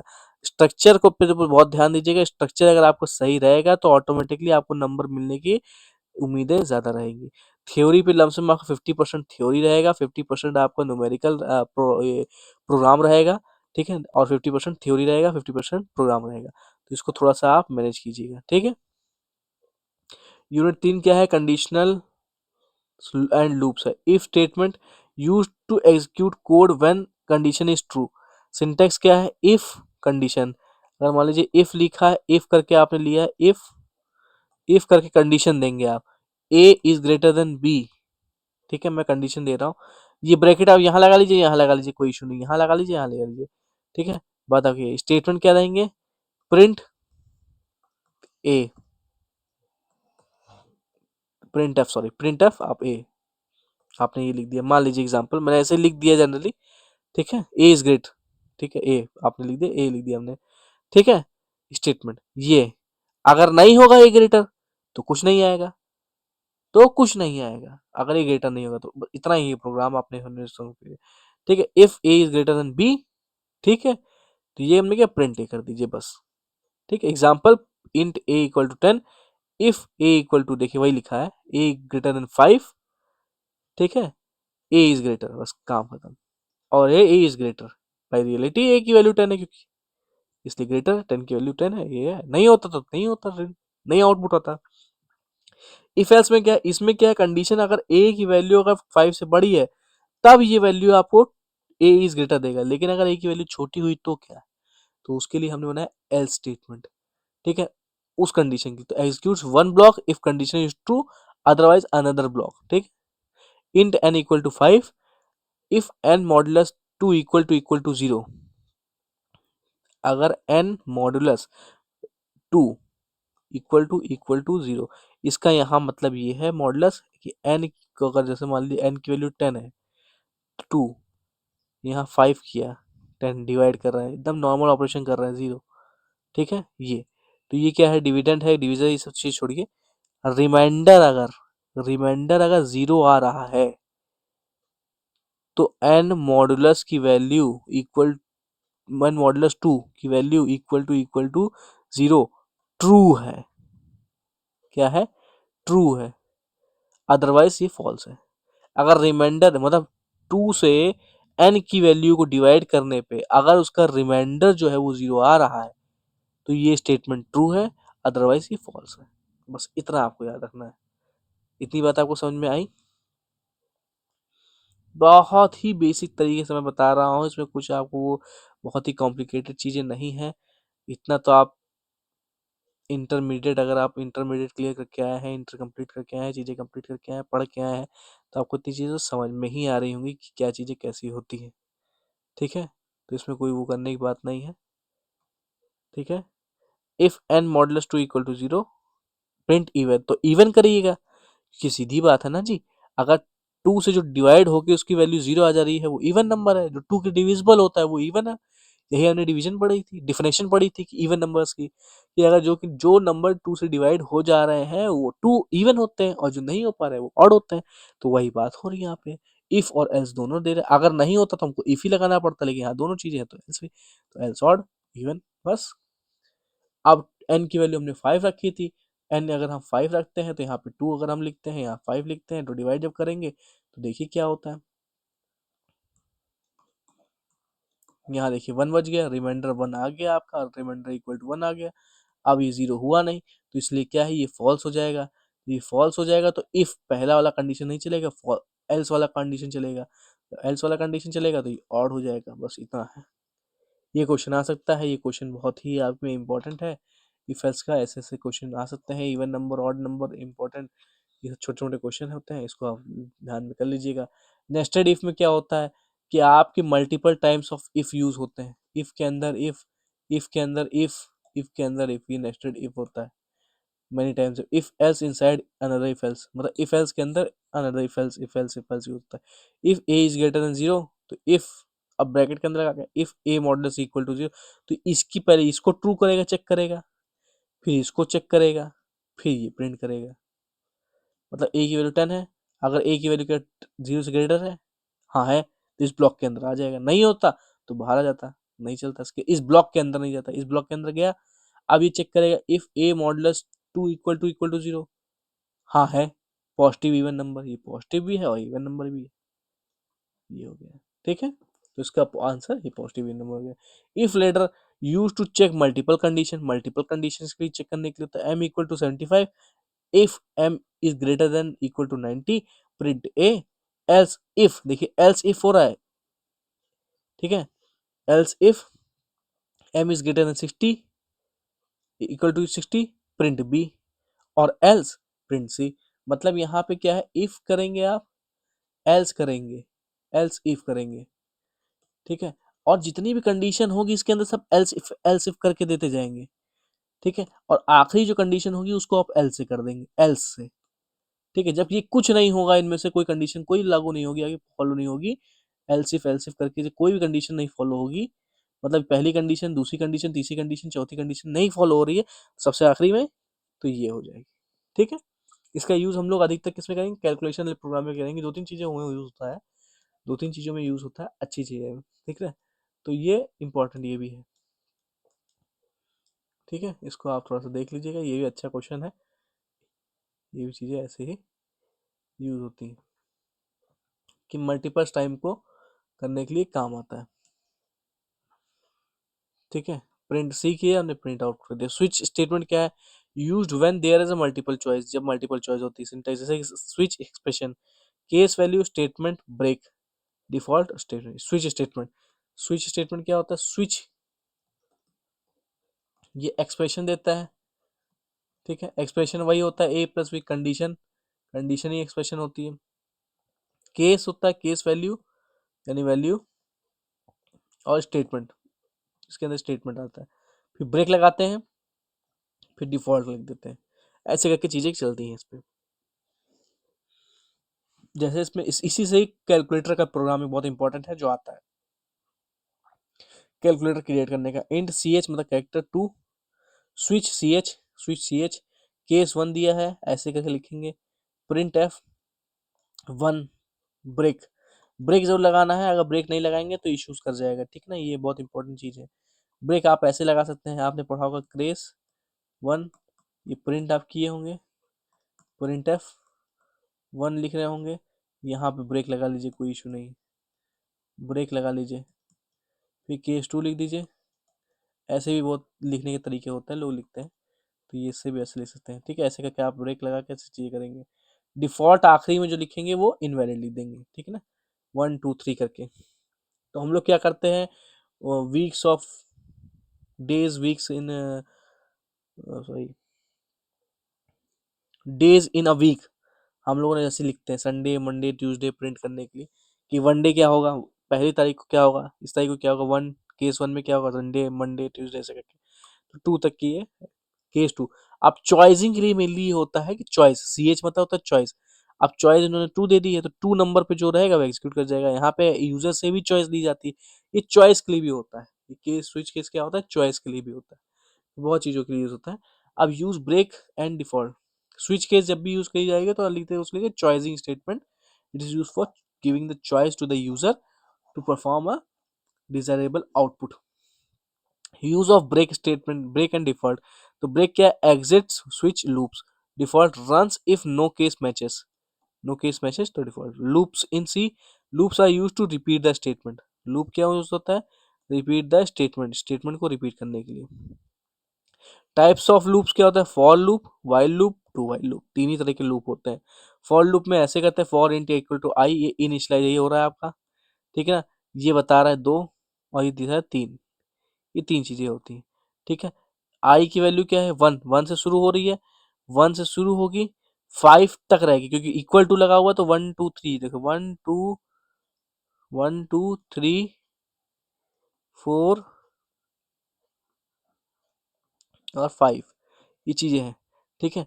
ये चलेगी, और मैंने ये कैसे बिना देखे आंसर देता देखिए, क्यों, क्योंकि वन से देखिए आई की वैल्यू क्या है, ये वन है, ठीक है। आई प्लस प्लस है, आई प्लस प्लस है, तो वन पहले प्रिंट हो जाएगा, फिर उसके इंक्रीमेंट देखिए फाइव तक चलेगा, इसने कंडीशन, ये एंड होता है, ये स्टार्ट होता है, और ये प्रोसेस होता है, ये याद रखिएगा, ये प्रोसेस होता है, या एक स्टेप्स, सॉरी प्रोसेस नहीं बोलेंगे, स्टेप्स, गलत मैंने बोल दिया, स्टेप्स होता है, ये स्टेप्स होता है, ठीक है। अब ये वन हो गया, फिर टू होगा क्योंकि बढ़ेगा, आई प्लस प्लस, थ्री है, फिर फोर है, फाइव है, फाइव इक्वल टू स्मॉलर है। अब इसकी सिक्स नहीं होगा क्योंकि सिक्स की वैल्यू ही नहीं दी है यहाँ पे, तो लूप टर्मिनेट हो जाएगा और आंसर ये हो जाएगा। तो प्रिंट है, ये ऐसे करके कैसे करेंगे, ये करेंगे, ये आउटपुट आपका हो जाएगा, ठीक है। वाइल लूप में आप पढ़ेंगे, वाइल लूप कैसे काम करता है, I equal to one, while I is smaller than equal to three, print F ये आई प्लस प्लस, ये आपका आउटपुट आपका करेगा 1 2 3, यही आपका ऐसे आउटपुट दे देगा। ठीक है, वाइल में बस ये चीज है कि इंट आई करके आपने इनिशियल वैल्यू पहले दे दी है, आपकी स्टार्टिंग वैल्यू आपने पहले दे दी है। फिर वाइल क्यूब करके हमने एक कंडीशन यहाँ पे दी है, कंडीशन यहाँ पे यूज हो रही है, ये कंडीशन यहाँ पे यूज हो रही है। बस वो तीन चीजें पैटर्न चेंज हो जाती है, स्टेप, कंडीशन और इनिशियलाइज वैल्यू। ये दोनों चीजें के पोजीशन चेंज हो जाती है और लिखने का तरीका अलग हो जाता है। चीजें वही रहती हैं, सब कुछ वही रहता है। ठीक, आई प्लस प्लस इंक्रीमेंट आपने स्टेप्स यहाँ दे दिए, बस लिखने का तरीका चेंज होता है, मैं बार बार बोल रहा हूँ। ठीक है, इसको ध्यान रखिएगा। डू वाइल आप उसको एग्जांपल लिखेंगे तो समझ में आपको चीज आ जाएंगे। एग्जीक्यूट एटलीस्ट वंस, एक बार तो एग्जीक्यूट होता ही होता है। हाँ, ये एक चीज और ध्यान रखिएगा, फॉर लूप और वाइल लूप ये कंडीशन पे ही चलेगा। कंडीशन जब तक की ट्रू रहेगी तभी चलेगा, वरना नहीं चलेगा। लेकिन do while loop condition true हो या फॉल्स, एक बार तो पहले रन करेगा ही करेगा, उसके बाद सेकेंड स्टेप पे वो देखेगा कंडीशन अगर ट्रू है तब वो रन करेगा, वरना नहीं करेगा। लेकिन ये वन टाइम, फर्स्ट टाइम तो ऑलवेज रन करेगा। बाकी इससे पहले वाइल लूप और फॉर लूप ये दोनों एक बार भी रन नहीं करेंगे, पहले वो कंडीशन ही चेक करेंगे।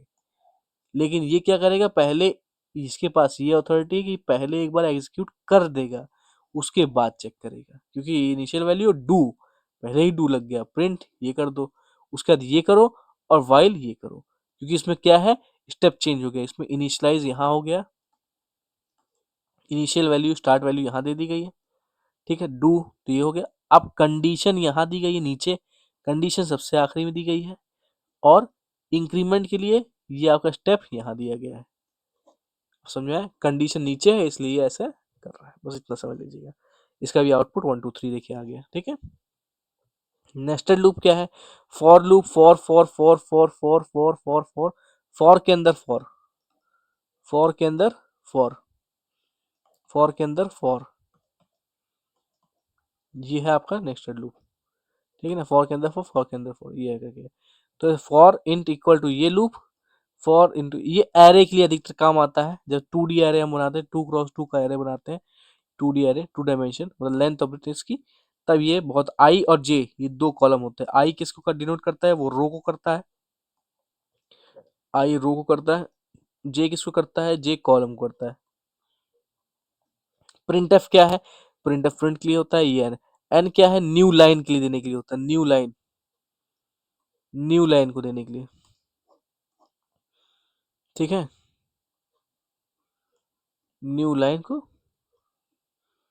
करने के लिए होता है, ये आपकी चीज है। ब्रेक स्टेटमेंट क्या है, स्टॉप्स लूप्स एग्जीक्यूशन। ठीक है, फॉर इतना इतना, int I equal to 1, I smaller than equal to 5, I plus plus, if I equal to ये, प्रिंट एफ इतना। आउटपुट क्या है, 1 और 2। इसको आप देख लीजिएगा, ब्रेक स्टेटमेंट ब्रेक कर देता है। इसने लूप यहाँ तक चला है, आई इक्वल टू 3 जहां पे हो जाए वहां ब्रेक मार दो। ठीक है, तो 3 प्रिंट नहीं करेगा, 1 किया, 2 किया, 3 पे आया, ब्रेक मार दिया, तो 1 और 2 ही केवल आउटपुट में आया, और ये सामने आपके आ गया। ठीक है, भले ही यहाँ लूप चला है, लेकिन इफ लगा दिया, लूप के अंदर इफ लगा दिया और प्रिंट यहाँ लगाया। अगर प्रिंट इसके अंदर ना होता, क्योंकि लूप के अंदर है ना, फॉर के अंदर ये पहले फॉलो करेगा ना, तो इसलिए ये चीजें हुई। ठीक है, लेकिन कंटिन्यू में क्या होता है, ब्रेक नहीं लगा कंटिन्यू, तो कंटिन्यू रन करता रहता है। जैसे कि इसमें क्या, आई इक्वल टू 3, यहाँ 1 से लिया स्टार्ट हुआ है, 5 तक जाएगा, प्लस प्लस है तो 1 2 3 4 5, इसमें भी यही था आंसर था कि 1 2 3 4 5, ये आंसर होना चाहिए। लेकिन इन्होंने यहाँ पे 3 के अंदर ब्रेक लगा दिया, यहाँ पे 3 ब्रेक लगा दिया, तो इतना एक प्रिंट हुआ, यहाँ प्रिंट हुआ। लेकिन अब यहाँ क्या है, यहाँ भी यही होगा 1 2 3 4 5, लेकिन कंटिन्यू 3, 3 पे इन्होंने कंटिन्यू कर दिया, कंटिन्यू हो जाओ, तो क्या आएगा, 1 2 3 4 5 पूरा आ जाएगा, 1 2 3 4 5 पूरा आ जाएगा। लेकिन केवल 3 को छोड़ के, केवल 1 आएगा, 2 आएगा, 4 आएगा और 5 आएगा। लेकिन इफ इक्वल टू 3, तो ये भी यहाँ पे कंटिन्यू करेगा, ये स्किप हो जाएगा। कंटिन्यू केवल क्या करता है, स्किप के लिए होता है, स्किपिंग के लिए मेनली यूज होता है, स्किप करने के लिए, कि वो पार्ट के लिए स्किप हो जाता है, बाकी कंटिन्यू हो जाता है। अब एग्जाम्पल देख लीजिए, 1 2 3 गया पे, देखिए। ठीक है, इंपॉर्टेंट पॉइंट क्या है एग्जाम से, डिफरेंस बिटवीन इफ एल्स और स्विच, ये आप पढ़ लीजिएगा, इसके प्रोग्राम देख लीजिएगा, इसके प्रोग्राम बहुत इंपॉर्टेंट होते हैं। ठीक है, आपसे कह देगा कि स्विच केस क्या होता है और स्विच केस का एक एग्जांपल और प्रोग्राम बना के दिखाइए, ये इंपॉर्टेंट क्वेश्चन बोलेगा। इफ एल्स का कोई बोलेगा प्रोग्राम, इफ एल्स क्या होता है और इसके प्रोग्राम बना के दिखाइए। ठीक है, या कोई भी लूपिंग स्टेटमेंट यूज करके लूप बताइए, लूप क्या होता है, लूप कोई भी एक लूप से प्रोग्राम बनाइए। वन लाइन रिवीजन में क्या है, इफ यूज पढ़ लीजिए, कंडीशन चेक करने के लिए होता है। स्विच क्या होता है, मेन्यू ड्रिवन प्रोग्राम है। हाँ, एक चीज और याद रखिएगा, जहां पे भी मेन्यू ड्रिवन वर्ड यूज हो, उसका मतलब ही है स्विच प्रोग्राम की बात हो रही है, स्विच केस की बात हो रही है। कभी कभी ये भी होता है कि एग्जाम में कि स्विच यूज वर्ड नहीं यूज होता है, स्विच प्रोग्राम बोलते नहीं है वो, बोलते हैं मेन्यू ड्रिवन प्रोग्राम बनाइए। तो उसका मतलब ही यही होता है कि स्विच बेस्ड प्रोग्राम बनाइए, स्विच का प्रोग्राम बनाइए। ठीक है, ये आपको याद करने की जरूरत है। लूप रिपीटेशन के लिए होता है। डू वाइल क्या होता है, रन एटलीस्ट वंस, एक बार रन करता ही करता है। फोर्थ क्या है, functions and array, functions and array part. Function introduction, function is a block of code that performs specific task and can make used again। ठीक है, कोड एडवांटेज क्या होता है, कोड की रीयूजेबिलिटी के लिए यूज होता है, इजी डिबगिंग होता है, मॉड्यूलर प्रोग्रामिंग होता है।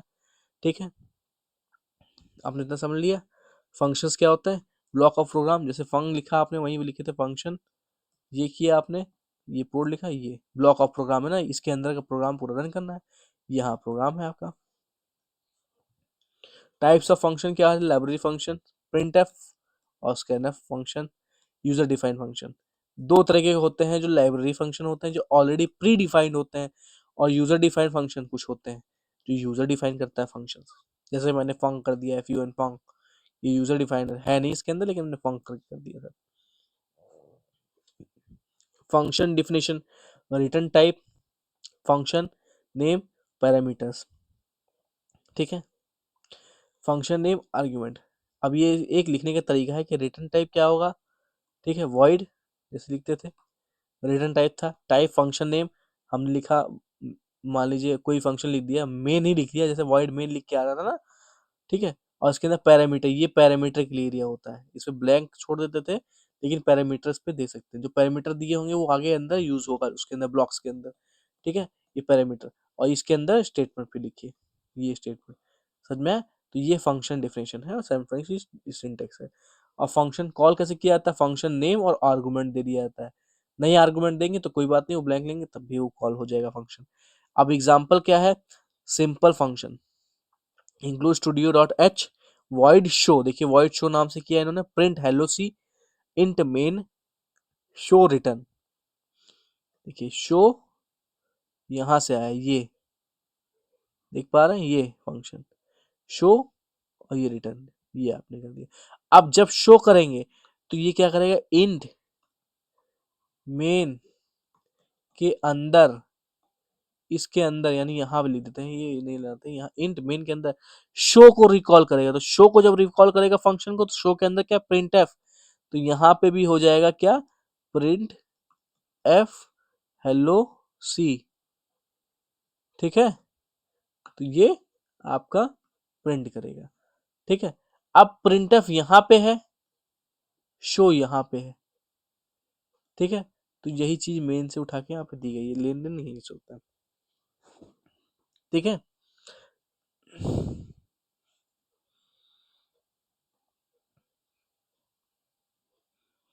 हेलो सी आपका। ठीक, अब हम आते हैं passing values to function, call by value, call by value, void add int A, और ये आर्गुमेंट दिया हुआ ए और बी। ठीक है, सम दिया है इक्वल टू ये मॉडुलस डी, इसकी वैल्यू फॉर्मेट स्पेसिफाई इंट में। अब ये ऐड 10 और 20, ये दो वैल्यू दी है ना, तो ये जो 10 और 20 वैल्यू है, वो एक की वैल्यू यहाँ आएगी, एक की वैल्यू उठ के यहाँ आएगी, और इसी की वैल्यू पास ऑन होगी यहाँ पे, एक की यहाँ और एक की यहाँ। ठीक है, और जब ये हो जाएगी वैल्यू पास, तो पास होने के बाद ये प्रिंट फंक्शन के थ्रू प्रिंट भी हो जाएगी, जो कि वैल्यू सम में प्रिंट होगी। ठीक है, तो सम की वैल्यू कितनी आ जाएगी, 30 आ जाएगी। बात समझे, ये कॉल बाय फंक्शन है, मतलब क्या है, नीचे हमने जो फंक्शन ये यूज किया ऐड, इस फंक्शन के थ्रू भी ये चीजें हो रही हैं। बस ये दो फंक्शन क्रिएट करके call by function, call by value लगाना। ठीक है, मतलब वैल्यू नीचे से लेना, मतलब एक फंक्शन से क्या है, ऑपरेशन परफॉर्म करवाना। हम एक फंक्शन से ऑपरेशन परफॉर्म करवा रहे हैं, ए और बी को, उसको डिक्लेयर करके, ठीक ना, डिक्लेयर किया है, इनिशियलाइज किया है हमने, इंट करके इनिशियलाइज किया है, लेकिन डिक्लेयर अभी नहीं किया है। डिक्लेरेशन हम दूसरे फंक्शन से ले रहे हैं जिसका नाम है मेन फंक्शन। ठीक है, और एक है हमारे पास यहाँ पे ऐड फंक्शन। ऐड फंक्शन में क्या कर रहे हैं हम लोग, केवल इनिशियलाइज किए हैं और उसका केवल फॉर्मूला दे रहे हैं कि इसके अंदर ये चीजें होनी है। लेकिन हम लोग वेन फंक्शन से क्या किया है, इसकी वैल्यू को, डिक्लेयर वैल्यू को हमने फेच किया है। इसे बोलते हैं call by value. Call by value, passing values to functions. ठीक है, call by value. Recursive function, a function that calls itself. Function जो खुद को बुला ले उसे बोलते हैं रिकर्सिव फंक्शन। इंक्लूड ये in fact, int N, if n equal to 1, n equal to return 1, else return n factorial n into f fact n minus 1, fact 5 return 0। ये खुद को बुला रहा है इसलिए। ठीक है, फैक्टोरियल n इंट n है, n इक्वल टू 1 किया है इन्होंने, रिटर्न 1 कर दिया, else return n multiply by fact n minus 1। अब फैक्ट की जो वैल्यू है, ये पास ऑन वैल्यू इतनी आ रही है, देख रहे हैं आप लोग, इसकी वैल्यू कितनी आ रही है, इतनी आ रही है। तो अब यही इसी के ऊपर ही वैल्यू निकलेगी,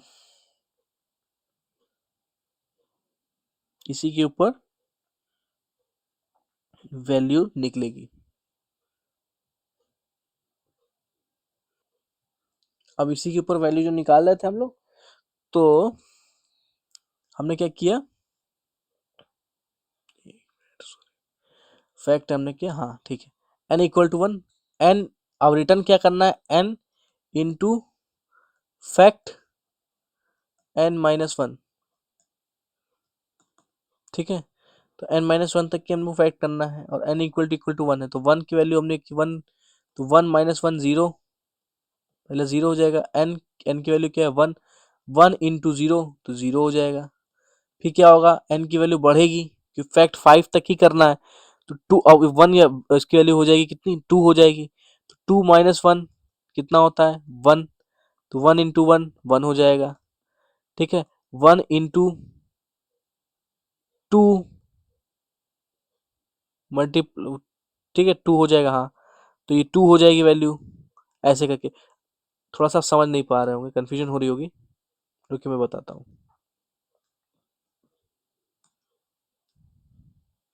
रुकिए मैं क्लियर कर देता हूँ।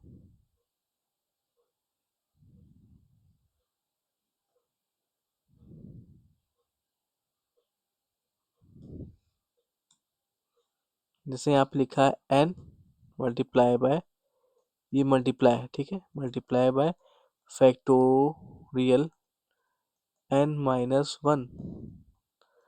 ठीक है, तो n की वैल्यू यहाँ पे क्या है 1। ठीक है, n मल्टीप्लाई फैक्ट 1, n की वैल्यू यहाँ पे सही है, दो बार लिख दिए गलती से, चलो ठीक, कोई बात नहीं। n के लिए 1 है पहले, फिर मल्टीप्लाई किया हमने, फैक्टोरियल छोड़ दिया हमने, n माइनस 1 यहाँ पे लिखा, तो यहाँ पे लिखेंगे 1 माइनस, क्योंकि n की वैल्यू भी यहाँ 1 है। ठीक है, तो इसकी वैल्यू क्या आ जाएगी, देखिए 1 minus 1 zero, zero multiply 1 zero. अब यहाँ फिर 1 की वैल्यू 1 ही लिखेंगे, रिटर्न n की वैल्यू 1 ही है, इक्वल टू 1 है, कंपेयर कर रहे हैं ना।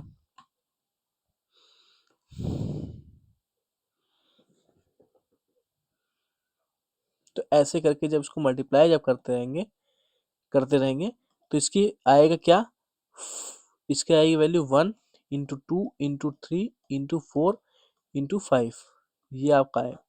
तो फैक्टोरियल निकालने का यही तरीका होता है, इसके आंसर आ जाएगा 120। ठीक है, इसी तरीके से जब मल्टीप्लाई करते रहेंगे तो क्या है, 1 इंटू जीरो हमने किया, फिर 2 इंटू 2 माइनस 2 1, तो ये हो जाएगा आपका 3, 3 इंटू 2 ये 6, ऐसे ऐसे करके मल्टीप्लाई करते रहेंगे तो फैक्टोरियल इसका निकल आएगा। देखिए 120 आउटपुट आ रहा है ना, फैक्टोरियल का मतलब ही ये होता है कि 5 इंटू, जब 5 फैक्टोरियल बोला जाएगा तो ऐसे लिखा जाएगा, ठीक है। ये सिंबल होता है मैथ में, 5 इंटू 4 इंटू 3 इंटू 2 इंटू 1, ये होता है, ठीक है, रिकर्सिव फंक्शन का। अभी लिखते हैं पार्ट बी में क्या है, एरेज है। एरेज पढ़ेंगे अब हम।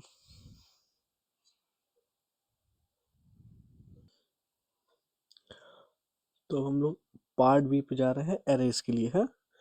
तो अब एरे में क्या है, एरे क्या है, स्टोर्स क्या है, similar type of data type, मतलब सेम डेटा टाइप को स्टोर करता है। मतलब array stores multiple values of the same data type. मतलब जैसे कि ए की वैल्यू ए अगर इंट है, इंट, ठीक है, तो इंट बी भी हो सकता है, इंट सी भी हो सकता है, इंट, अब मान लीजिए एक वैल्यू है हमारे पास कैर, कैर डी, ठीक है, डेटा टाइप डी, सब डेटा टाइप हमारे पास है। फ्लोट, फिर आ गया फ्लोट, ई आ गया, फिर इंट आया जेड, फिर इंट आया यम, फिर हमारे पास आ गया फ्लोट, हो गया इंट, हो गया कैर, हो गया। कोई और भी ले लेते हैं, जैसे मान लीजिए फ्लोट के बाद है, फ्लोट ही ले लेते हैं दोबारा से, कोई भी एक हमको ध्यान में नहीं अभी आ रहा है इसमें। फ्लोट हो गया एन। तो इसमें क्या है, सेम टाइप ऑफ डेटा, मतलब हमने इंट ए ले लिया, बी ले लिया, सी ले लिया, इतने में से जेड ले लिया, एम ले लिया। अब केवल इसका एक एरे बन जाएगा, इन सब का एक एरे बन जाएगा, ठीक है। अगर हमको फ्लोट का बनाना है तो फ्लोट का एक अलग एरे बनेगा, जिसमें कितने फ्लोट आएंगे, एक दो, दो फ्लोट आ जाएंगे, ठीक है। इसमें ई होगा और ये एन होगा यहाँ पे। अगर हम लोग केवल फ्लोट के, अब कैर, कैर तो एक ही है तो उसका एक ही ऐसे बनेगा कैर। तो सिमिलर टाइप के डेटा को, मतलब सेम डेटा टाइप के डिफरेंट वैल्यूज को या मल्टीपल वैल्यूज को स्टोर कौन करता है, एरे। मतलब same data type, similar data types की मल्टीपल वैल्यूज को स्टोर करने का काम कौन करता है, array. Array stores multiple values of the same data type. Array declaration कैसे होता है, एरे डिक्लेरेशन ऐसे होता है, मतलब एरे या क्रिएट प्रोग्राम ऐसे किया जाता है, एरे ऐसे डिक्लेयर किया जाता है। एरे इनिशियलाइज कैसे किया जाता है, इसके अंदर वैल्यूज कैसे डाली जाती है, इसको ऐसे डाली जाती है, इनपुट की जाती है, ठीक है। Example of example of array input, array input में इनपुट और आउटपुट, स्टूडियो डॉट एच, यहाँ पे हम लोग मेंशन प्रोग्राम में ऐसे नहीं हो रहा है तो कोनियो डॉट एप एन एच मैनेज करेंगे तो आपको अच्छा रहेगा। वॉइड मेन अगर यूज़ करेंगे तो और भी अच्छा रहेगा, यहाँ गेट सीज नीचे लगा दीजिएगा, कोई इशू नहीं। अगर इंट मेन भी यूज़ कर रहे हैं तो कोई दिक्कत नहीं है, कोई भी कोई इशू नहीं है। इंट मेन किया आपने ए इक्वल टू 3, ये एरे की साइज को डिफाइन करने के लिए करता है। ये जो ए, तो ये एरे हो गया, ये इम्पटी एरे है अगर आप ऐसे करेंगे। और ए की वैल्यू अगर ऐसे करेंगे तो ये एक उसके अंदर वैल्यू लिख देंगे, तो ये क्या है, ये साइज दिखाने के लिए होता है। क्या के लिए होता है, ये साइज के लिए होता है, ठीक है, ये साइज के लिए होता है आपके। I, for I equal to 0, I is more than 3, I plus plus, तो लूप कैसे चलेगा, 0 से 1 2, इतना ही लूप केवल चलेगा, 0 1 2 3 तक नहीं चलेगा, ठीक है। स्कैनफ क्या है, ए आई।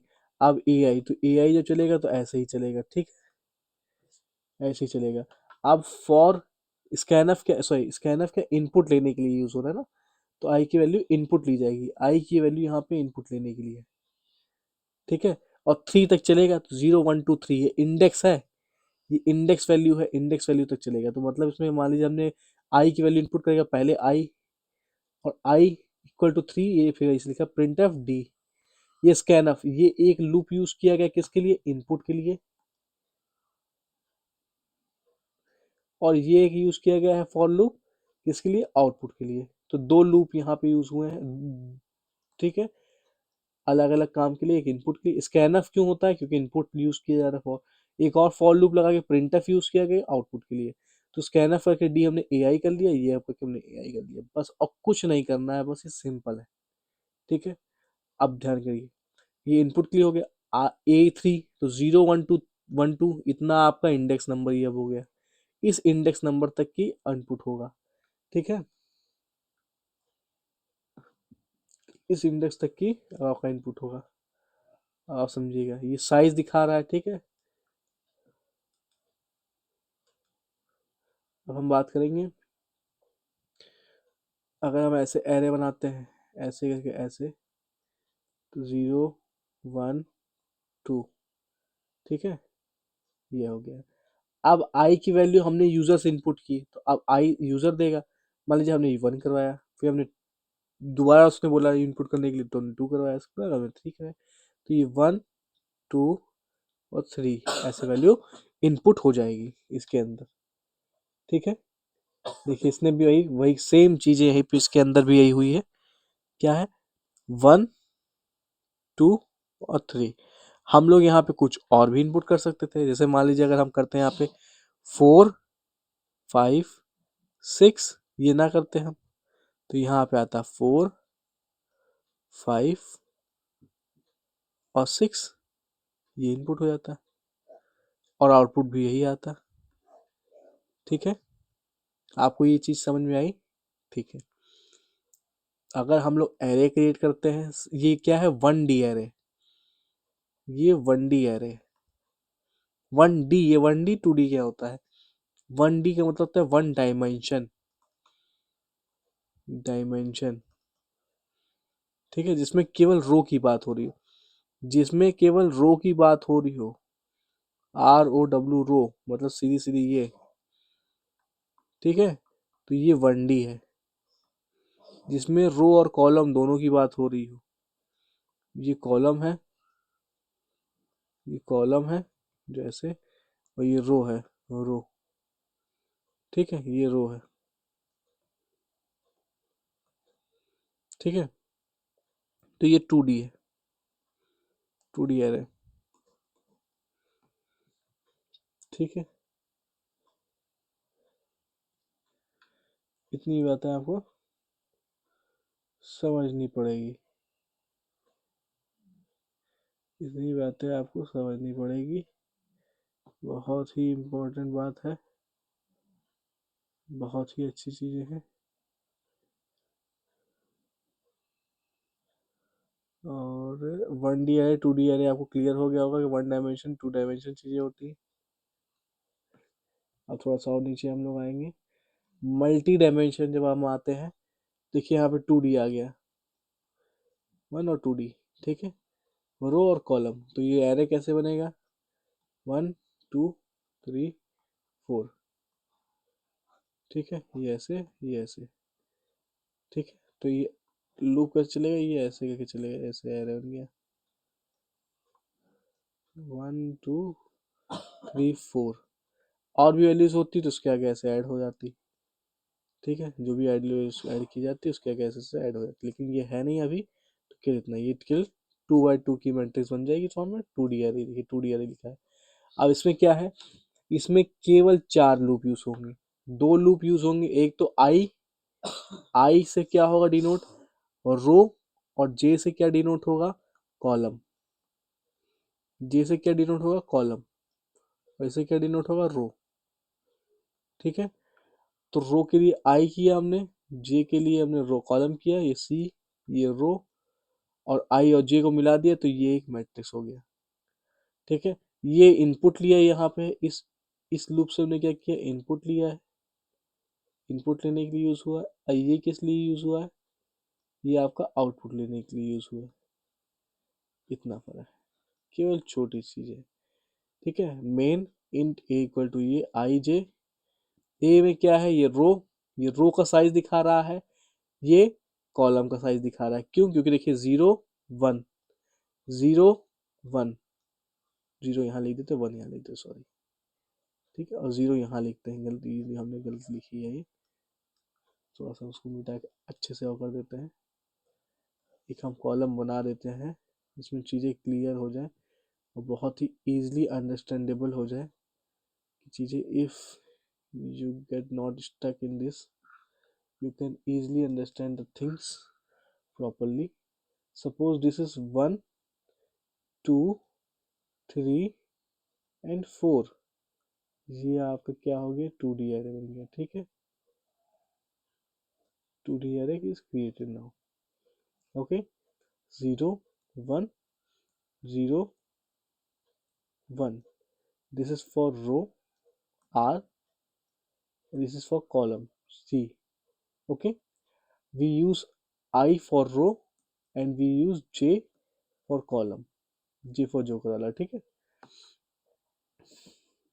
इतना याद रखना आपको। आई से 0 1 2, अब 0 1 2 लूप चलेगा कहाँ तक कि 2 से बोला ना, स्मॉलर देन 2, तो पहले 0 पे चलेगा, फिर 1 पे चलेगा, देखेगा 2 से कम होना चाहिए तो 2 पे रुक जाएगा। ये है। जे भी सेम चीज़ है, 0 चलेगा, फिर 1 चलेगा, फिर 2 पे नहीं आएगा, ये स्मॉलर देन 2 है तो 1 पे रह जाएगा। तो दोनों जे प्लस प्लस है तो इसलिए 0 से 1 बढ़ेगा ही बढ़ेगा। तो ये स्कैनफ है, डी है, आई जे स्कैनफ इसलिए ले रहा है, यूजर से इनपुट्स की वैल्यू ले रहा है। तो यूजर ने 1 डाला होगा, पहले 2 डाला होगा, फिर 3 डाला होगा, फिर 4 डाला होगा, यही चीजें हैं। ठीक है, जैसे कि यहाँ देख लीजिए आउटपुट में आपका ये आंसर आ गया। फॉर जे इक्वल टू ये, पीडीएफ इज इक्वल टू ये, प्रिंट एन। अब ये एन क्यों यूज हुआ है? अगर एन नहीं यूज करते तो वैल्यू पता कैसे होती, 1 2 3 4, ये आपका आता, ये आपका बन के आता। एन लगा देने से 1 और 2 के बाद 3 और 4 यहाँ हो जा रहा है। बात समझ पा रहे हैं कि नहीं? मतलब ये है कि ये जो 1 और 2 के बाद 3 और 4, ये 3 को न्यू लाइन में ट्रांसमिट कर रहा है, न्यू लाइन में ट्रांसमिट कर रहा है। ये कौन काम करता है? ये एन करके, ये जो एन यूज हो रहा है यहाँ पे है ऑब्लिक एन, ये न्यू लाइन के लिए यूज होता है, जो कि क्रिएट किया जाता है। ठीक है, प्रिंटफ में यूज किया जाता है। अगर नहीं यूज करेंगे तो ये इशू करेगा। ये आपको थोड़ा सा याद करने वाली चीज है, इसको आप याद करेंगे तो चीज समझ में आपको अच्छे से आ जाएगी। ठीक है, बाकी तो सब इसमें कोई ऐसी चीज नहीं है जो आपको नहीं क्लियर हो रही है, नहीं समझ में आ रही है। ठीक। ठीक है, वेल एंड गुड है, नो इश्यूज।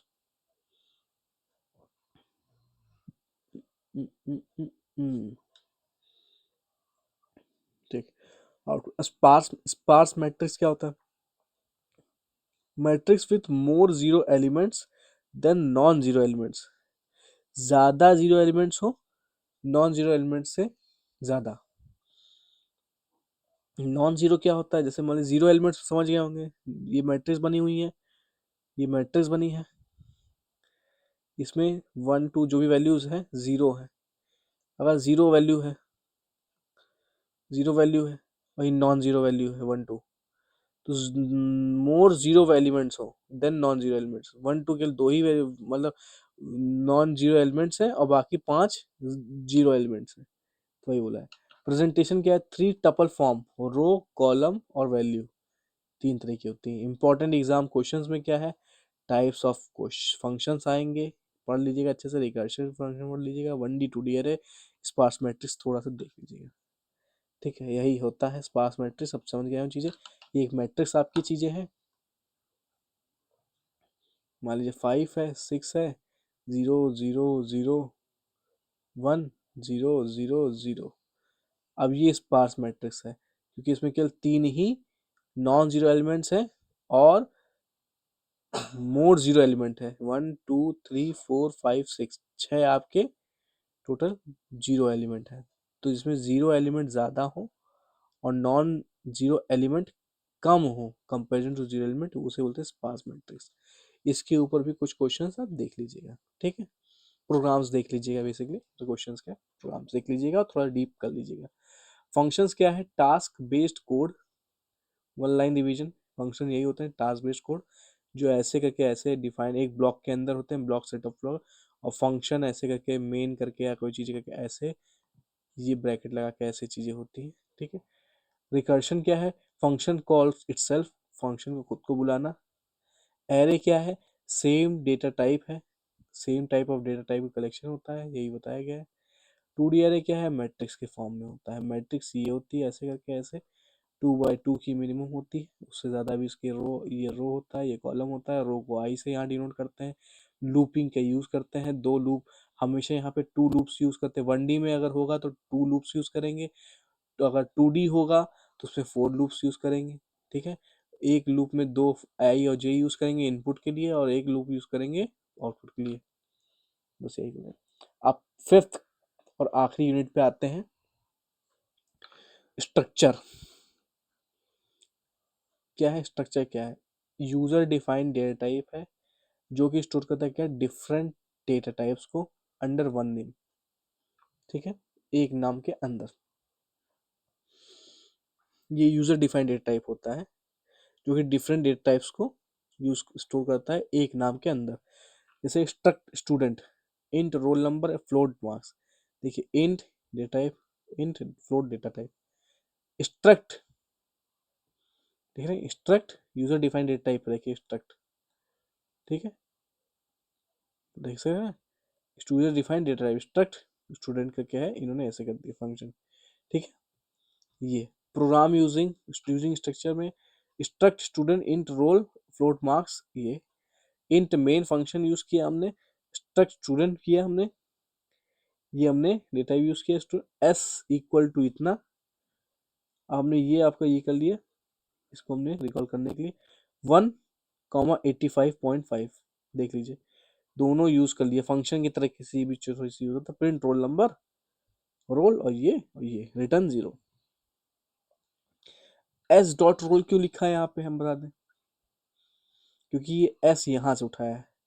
स्ट्रक्ट, ये आपका डेटा टाइप पूरा हो गया, और एस क्या है, ये आपका यहाँ से ले लिया गया है। ठीक है, डॉट टू एफ क्यों यूज किया गया है, आप लोग ये सोचेंगे, ये फ्लोट के लिए बताने के लिए यूज किया गया है, कि डॉट टू एफ करके फ्लोट बता देंगे आपको। इससे केवल फ्लोटिंग पता करता है, ये केवल स्ट्रक्ट में इसी में यूज होता है और कहीं नहीं यूज होता है। तो ज़्यादा इस पे करने की जरूरत नहीं। ये मॉडुलस एन इसलिए यूज़ किया, न्यू लाइन के लिए यूज़ किया कि नई लाइन पे आ जाए, बस ये यूज़ किया गया न्यू लाइन के लिए। 2F भी यही यूज़ किया कि 2 डेसिमल पॉइंट तक की आंसर देना है, बस और कुछ नहीं, कोई इशू नहीं है इस पर। ठीक है, S dot marks, S dot मतलब स्ट्रक्ट के अंदर, इसके अंदर की जो वैल्यू है इसको यहाँ पे लाना है, इसी के लिए यूज़ किया है। अब रोल नंबर देखिए इतना आ गया यहाँ पे आउटपुट पे, और मार्क्स इतना आ गया। यूनियन में क्या है, union is a small similar structure, similar to structure but all members share the same memory, same memory करते हैं। यूनियन डेटा क्या है, इंट आई है, फ्लोट एफ है। Difference between structure and union, separate memory, shared memory, more memory used, less memory used, all members accessible, one member at time. Pointer क्या होता है, pointer stores address of another variable, another variable का address store करता है, pointer यही होता है। Pointer example क्या है, include studio dot H, int main, int A equal to 10, int into P is equal to ये। इसका मतलब पता है क्या है, इन्होंने ऐसे लिख के कर दिया है, इन्होंने ऐसे करके लिख दिया है कि जो भी पी की ए की वैल्यू है वो यहाँ पे आ जाए। बात समझ पा रहे हैं, जो भी ए की वैल्यू है यहाँ पे एम्परसेंड एड्रेसिंग किया है इन्होंने, और ये ए की वैल्यू यहाँ पे आ जाए। ठीक है,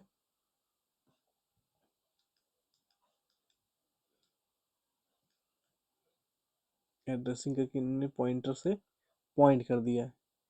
ठीक है, इन्होंने किया वैल्यू, किया वैल्यू इक्वल टू ये डी करिए, फॉर्मेट स्पेसिफाई यूज किया, पी किया, रिटर्न 0 किया, इन्होंने 10 की वैल्यू आ गई रिटर्न करके। पॉइंटर अर्थमेटिक क्या होता है, plus plus minus minus. Next memory allocation, location बताता है, प्रीवियस मेमोरी लोकेशन बताता है, बस इतना है। एज अ वही आपको बताता है ऑपरेटर, टर्नरी, उसमें नहीं था यूनरी ऑपरेटर, उसके अंदर इंक्रीमेंट और डिक्रीमेंट था, तो वही पॉइंटर डिफाइन करता है।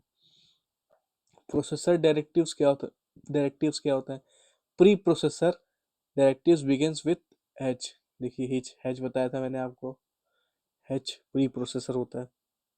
And processed before compilation, common directive include define, undef, ifdef. Include हम लोग यूज करते आए हैं, ठीक है। इंक्लूड ऐसे ये प्री प्रोसेसर होता है, और ये इंक्लूड क्या करता है, इंपोर्ट करता है डायरेक्टिव को, ठीक है। तो ये इसलिए होता है। मैक्रो एग्जांपल क्या है, डिफाइन, डिफाइंड ये, ठीक है। देखिए डिफाइन क्या किया है, ये एक आपका एग्जांपल है मैक्रो का। पाई की जो वैल्यू होती है 3.14 यहाँ पे डिफाइन कर दी गई है, यहाँ डिफाइन किया गया है डायरेक्टिव को यूज करके, ठीक है। ये चीज देखने वाली है। और यहाँ पे क्या, dynamic memory allocation, DMA, DMA allows memory allocation during run time, run time के, जब रन टाइम के समय मेमोरी एलोकेशन डिनोट करना, अलाउज करना, उसे बोलते हैं DMA, dynamic memory location, dynamically काम करना, ठीक है। Malloc, calloc, realloc, free fire free है, फ्री फायर नहीं है। Function used in DMA, allocates memory, allocates and initializes, resize and memory, delocates memory, इस काम के लिए होता है, ठीक है। एलोकेट्स मेमोरी मतलब मेमोरी को एलोकेट करना। कैलॉक क्यों होता है, एलोकेट्स और इनिशलाइज मेमोरी करना, यूज इसका ही है। रीलॉक क्या होता है, रिसाइज करना मेमोरी को। और फ्री क्या होता है, डी एलोकेट, एलोकेट करने के बाद उसको डी एलोकेट करना, मतलब डीएक्टिव, एक्टिव और डीएक्टिव होता है ना, तो वैसे ही दोबारा से उसको डिस्ट्रॉय करना एलोकेशन मेमोरी को, तो होता है डी एलोकेट। फ्री, फ्री करना उसको, ठीक है। उसकी मेमोरी को फ्री करना मतलब डिलीशन, रिमूवल या चीजें करना, वो फ्री करना उसको करता है, ठीक है। एग्जाम्पल मेलॉक क्या है, ये आपका थोड़ा सा एक कोड है, देख लीजिए। स्टूडियो डॉट एच, यहाँ पे एक नई लाइब्रेरी हेडर फाइल का यूज हुआ है, ठीक है। ये आपका ऐसे पॉइंटर की तरह यूज करके लॉक होगा 3 into size of int P is equal to 0, इस इंडेक्स पे ये, इस इंडेक्स पे ये, इस इंडेक्स पे ये, इन्होंने कर दिया, ठीक है। साइज ऑफ इंट इतना, उसके मल्टीप्लाई किया 3 से, ठीक है, ये बताया गया हमें। फॉर इतना, ठीक है, for int I equal to ये 3 से कम रहेगा, आई प्लस प्लस रहेगा, ये रहेगा पी आई। अब आई तो यही है, आई इंडेक्स है ना, पी और ये आई है, ठीक है। पी आई 10 1 2 1 2 3 ठीक है। तो यही बोला गया, फ्री पी 0, मतलब फ्री पी यूज कर लिया गया है तो क्या होगा, ये प्रिंट तो कर देगा, ये प्रिंट तो कर देगा फ्री के बाद, लेकिन डी एलोकेट कर देगा मेमोरी लोकेशन को बाद में, ठीक है। बात समझ पा रहे हैं, पहले तो ये एलोकेट कर लिया मेमोरी लोकेशन को इसने, मेलॉक करके आपने यहाँ पे मेलॉक यूज किया है इंट, मेलॉक कॉल यूज करके इंट, ये 3 इंटू साइज आपने एलोकेट कर लिया, लेकिन जब आखिरी में आप फ्री यूज कर लिया तो इन्होंने पी को प्रिंट कर दिया, बस यही फर्क है, ठीक है। आउटपुट देखिए 10 20 30 आ जाएगा, क्योंकि यहीं पे जो वैल्यू आपकी है आई वैल्यू, ये वैल्यूज आपने प्रिंट कर दी, ठीक है। इसको एरे के फॉर्मेट में इन्होंने प्रिंट किया, क्योंकि आई इज इक्वल टू 0 थी, तो ये एरे के फॉर्मेट में ऐसे का कैसे, ऐसे ऐसे ही बनेगा। पेन से बार बार लिखना पड़ेगा ना,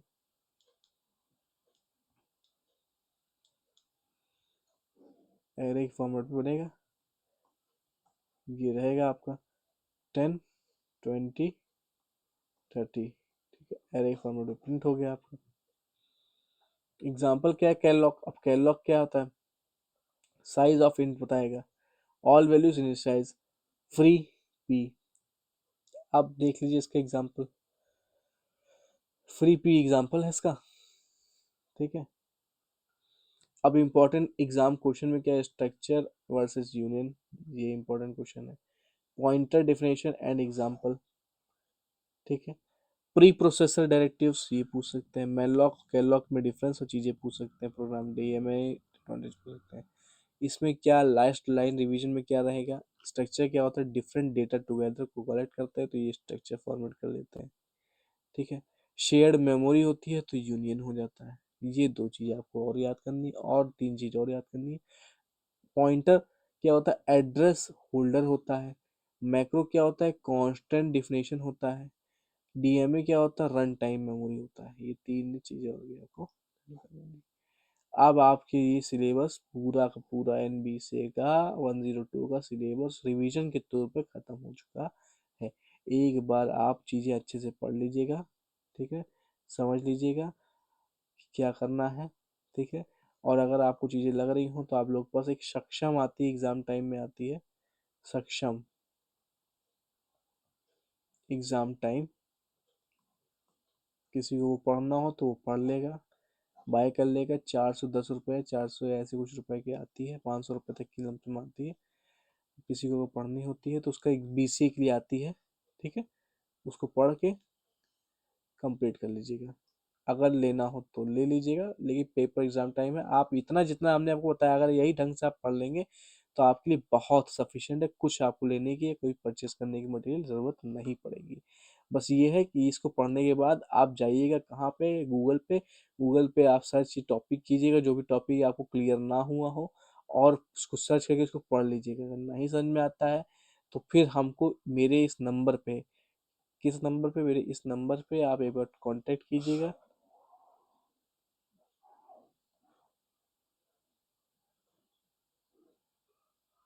इस नंबर पे आप मुझे व्हाट्सअप कीजिएगा। क्या कीजिएगा? मुझे व्हाट्सअप कीजिएगा। मुझे व्हाट्सअप कीजिएगा इस नंबर पे, और मैं कोशिश करूँगा एज सुन एज पॉसिबल आपको रिस्पॉन्स देने की, और मैं आपकी क्वारीज को सॉल्व करने की, ठीक है। अब अब आते हैं मेन चीज़ पे। अब आते हैं मेन चीज़ पे। हम लोग डिस्कस करने जा रहे हैं most important question. Most important question हम लोग डिस्कस करेंगे। Most important questions, most important questions जिसकी उम्मीद है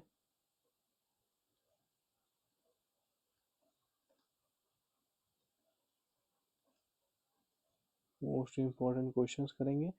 101% उम्मीद रहेगी कि उसमें से क्वेश्चन फंस जाएगा। लमसम आपको अगर हम सेवन, इसमें 7 क्वेश्चंस के हम दे रहे हैं आपको, 7 क्वेश्चन केवल। 7 क्वेश्चन में उम्मीद है कि 5 क्वेश्चन तो एटलीस्ट आपके उसी में से ही रहेंगे पिक किए हुए। अगर आप ढंग से उसको कर ले जाएंगे तो बहुत ही बेहतरीन रहेगा।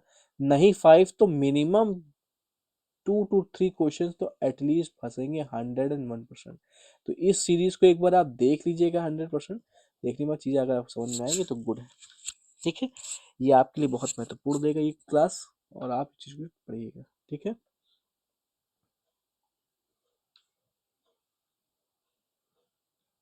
आपके सामने प्रस्तुत है हमारा paper leak questions. Paper leak questions, ठीक है।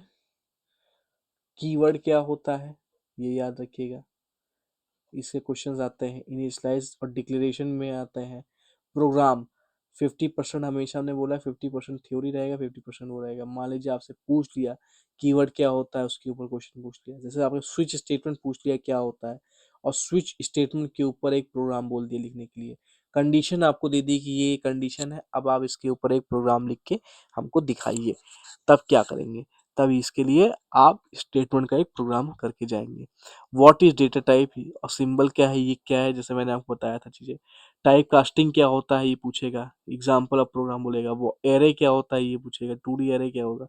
राइट अ सी प्रोग्राम लिखेगा to swap swipe two without using third variable, ये चीज आज पूछेगा। कंट्रोल स्टेटमेंट क्या होता है, लूप क्या होता है, इफ एल्स क्या होता है, वोटर फॉर, ठीक है। कंट्रोल स्टेटमेंट या लूप्स में इसमें आएगा क्वेश्चन कि if else voter is eligible for voting और नॉट। प्रोग्राम, ये प्रोग्राम बहुत ही इंपॉर्टेंट है, आता है एलिजिबल फॉर वोटिंग वाला प्रोग्राम, ठीक है।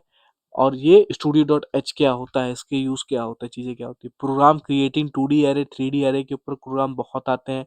शॉर्टिंग के क्वेश्चन बहुत आते हैं 2D 3D के ऊपर, कि शॉर्ट करिए डेटा। ये आपका एक एरे बना हुआ है, अगर हमको A4 नाम के इस इसमें हमको शॉर्ट करना है, निकालना है, फेच करना है डेटा, तो कैसे होगा, चीज़ें होंगी, ठीक है। या रेंज दे देता है कि A4 से लेके A6 तक की हमको डेटा चाहिए, ठीक है। A4 से लेके A6 तक की हमको डेटा चाहिए, निकाल के दीजिए कैसे, इसको एक प्रोग्राम लिखिए और निकाल के दीजिए कैसे होगा, ठीक है। टेक्निक्स पूछेगा, शॉर्टिंग टेक्निक सही, ठीक है। पैलिंड्रोम नंबर क्या होता है, पैलिंड्रोम नंबर पूछेगा, वो मोस्ट इंपॉर्टेंट है पैलिंड्रोम नंबर, ठीक है। ये क्वेश्चंस आते हैं, ठीक है। What is preprocessor directives, example its program and example. What is declaration variable, ठीक है, यही पूछेगा। और एक बहुत important C structure, C programming language क्या होती है, छोटा सा एग्जांपल यही पूछ सकता है। तो इसमें लिखिएगा कि हाई लेवल प्रोग्रामिंग लैंग्वेज है, it is a high level programming language use to develop the coding skills and etc. आप लिख सकते हैं, चीजें लिख सकते हैं। तो ये सब आपके सामने जो है, ये मोस्ट इंपॉर्टेंट क्वेश्चंस हैं। अगर आप चाहें तो इसका स्क्रीनशॉट ले सकते हैं, इसका स्क्रीनशॉट ले सकते हैं और इसको सेव कर सकते हैं, और इसको पढ़ के आप अपना पेपर बहुत ही अच्छा दे सकते हैं। पैलिंड्रोम नंबर बहुत ही आप देख लीजिएगा, बहुत ही इंपॉर्टेंट है। नंबर्स के ऊपर क्वेश्चंस बहुत आते हैं, इवन नंबर, पैलिंड्रोम नंबर्स, ठीक है। बहुत ही क्वेश्चंस आते हैं, एरेज के ऊपर क्वेश्चंस आते हैं, स्वाइप टू एरेज के ऊपर क्वेश्चंस बहुत आते हैं, स्वैपिंग टू एरेज, दो एरे को स्विप करना, चीजें करना, ठीक है। क्वेश्चंस बहुत आते हैं, बहुत ही क्वेश्चंस आते हैं। अब आप देखेंगे इसमें ये क्वेश्चंस अगर आप कर लेंगे तो आपके लिए वेरी गुड है, ठीक है। ऐसे ही जुड़े रहिए हमारे चैनल के साथ, और आपको चीज़ें आगे फर्दर मिलती रहेंगी अदर वीडियो पे, ठीक है। Thank you for watching, thank you for connecting, keep learning, keep supporting, have a good paper, thank you.